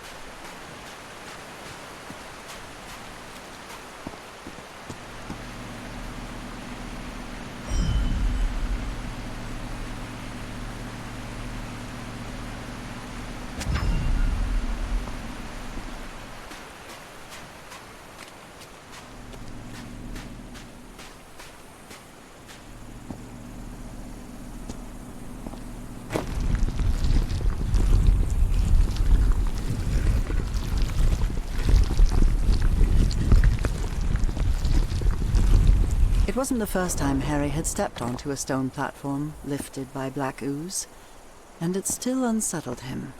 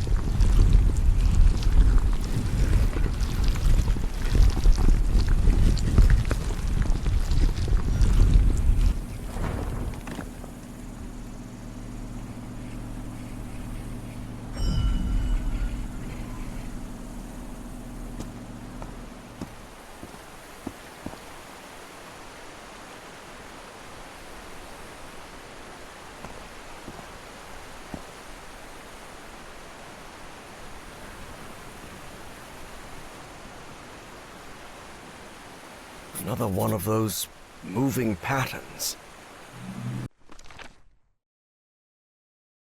Evangeline, watch out.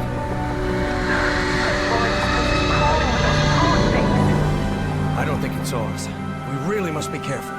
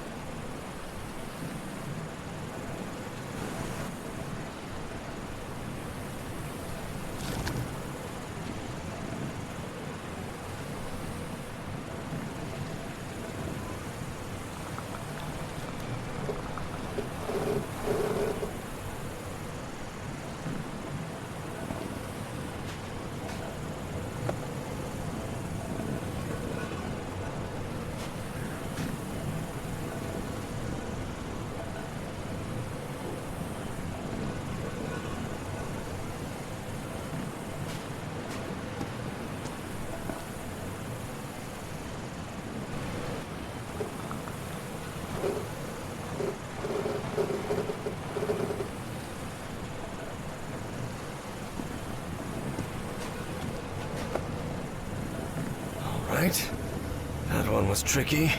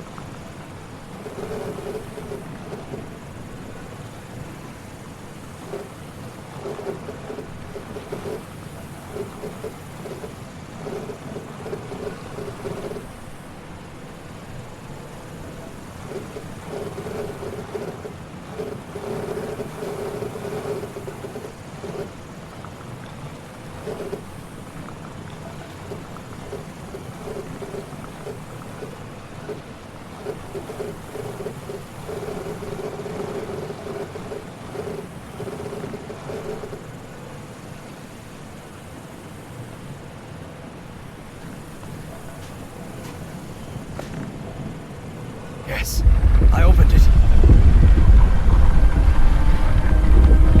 The door's opening. Let's move ahead. Any sign of those polyps, Evangeline? Not that I can see. There was no sign of the polyps, true. But there was no sign of Bowen either.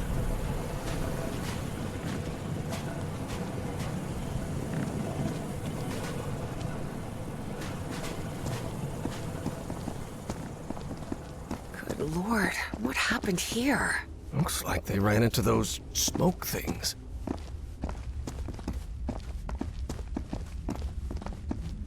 More of those footprints.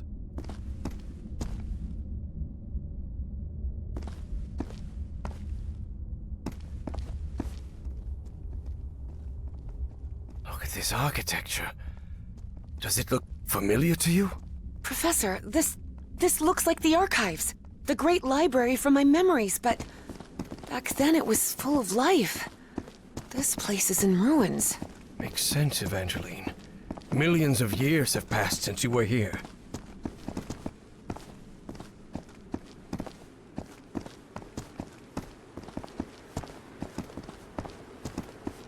This is breathtaking. If this is the place where I was millions of years ago, the mind-swapping device must be at the top of that basalt tower. What is this thing? Looks like a ray of light. Whoa! Whoa! The polyps are gathering over there. What's going on? What are they trying to do? I don't know what drives those creatures. I don't understand what they do, or why they do it.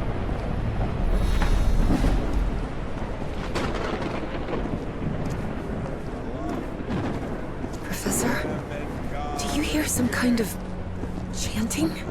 Yes, and I believe I recognize the one chanting. I don't like this.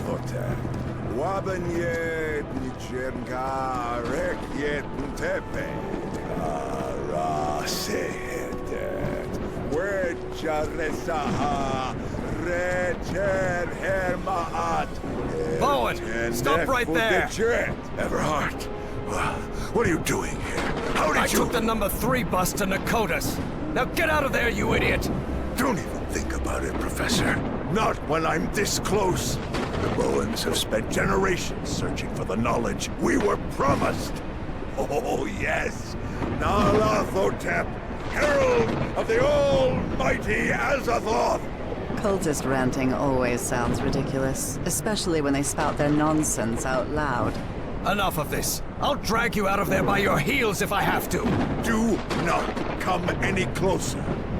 I'm warning you. Of course, things change when cultists are armed. Listen to me, Bowen. I know the great race of Yith. They've spoken to me, and you know it.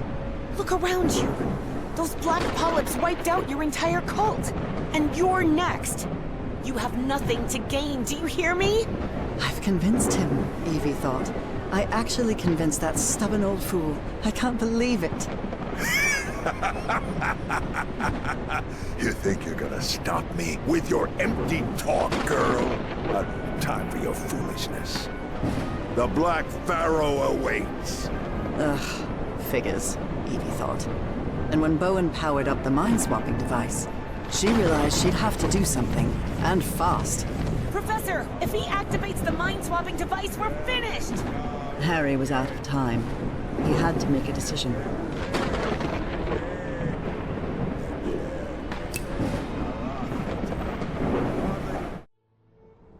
Harry remembered Dr. West's words. Evangeline has to sacrifice herself, Professor. It's the only way to stop Bowen and preserve the space-time continuum. But he didn't give a rat's ass what Dr. West had to say. Harry wasn't going to let Frank Drayton's daughter meet the same fate as her father. There had to be another way. Professor? Professor! I'm sorry, kid. I'm really sorry. For everything. Harry! And as she screamed, Evie watched the stubborn old grouchy archaeology professor sacrifice his life to save hers and all of humanity. Harry found himself in the ooze pool, completely covered in the substance he feared most. He knew this was his death sentence, but at least he was going to make sure Caleb didn't swap his mind with anyone. Are you out of your mind, Everhart? Haven't you seen what that liquid does to humans? I know it better than you do, you kook. No, don't touch that. You'll interrupt the transfer process. No, no, no! Oh no, oh no. Not the ice. And so, on November 6th, 1957, in that basalt tower of the city that millions of years earlier had been Nikotis, my husband, Harry Everhart, was consumed by the black ooze.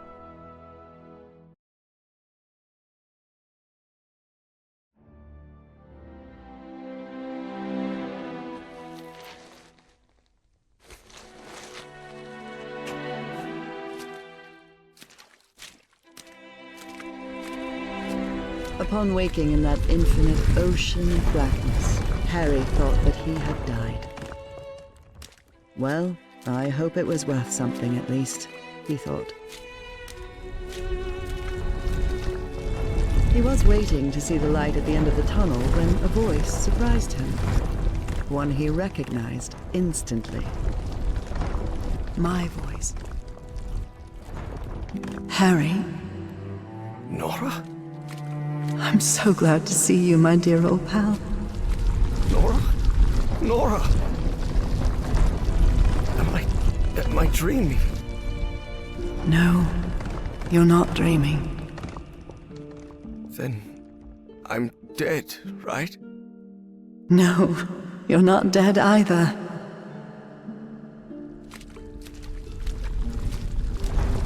I don't understand, Nora. Everything is so confusing. Easy, Harry. We've got plenty of time. Ask whatever you need to ask.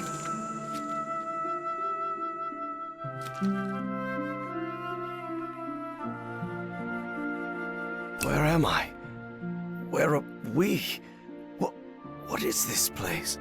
This, Harry, is the Icor, a place beyond time and space. And now you're connected. Connected to whom? To you? To the Elder God. Both of us are. What or who is this Elder God? It's hard to provide a simple answer to such a complicated question, Harry. The Elder God has gone by many names throughout the ages. Amaterasu, Terrans, Kor-Yithar, Kailamanu. His judgment is inscrutable, at times even incomprehensible. And in some way, those of us who are part of him are connected, beyond time and space. I don't know, Harry. Maybe the Elder God is simply God. What does the Elder God want? To offer you its gratitude. It's what I've been trying to tell you ever since you and I parted ways. The shadows. That was you? Exactly. But it isn't easy to communicate with someone outside the Icor. And I'll admit, an oily shadow probably wasn't the sight you were hoping for. And why is the Elder God grateful to me? The Yithians sustained their energy by channeling the Black Icor. The Icor is the essence of the Elder God. That process caused him immense pain and suffering, but you've put an end to it. You've given the great race another way to transfer their consciousness. And now they live beyond time and space, connected to the Elder God. But Nora, I haven't done anything beyond stopping that kook Bowen. Ah, but you will. And at the same time, you've already done it. Nora, I don't think I follow. Harry, it takes a while to understand what beyond time and space means. But you will, my love. Believe me.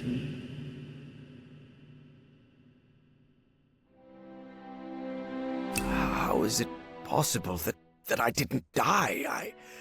I'm covered in that black ooze. The blood of the Elder God does not harm those who are connected to him. That's why it didn't harm me on the island. That's why you sent me there, remember? To be who I really was?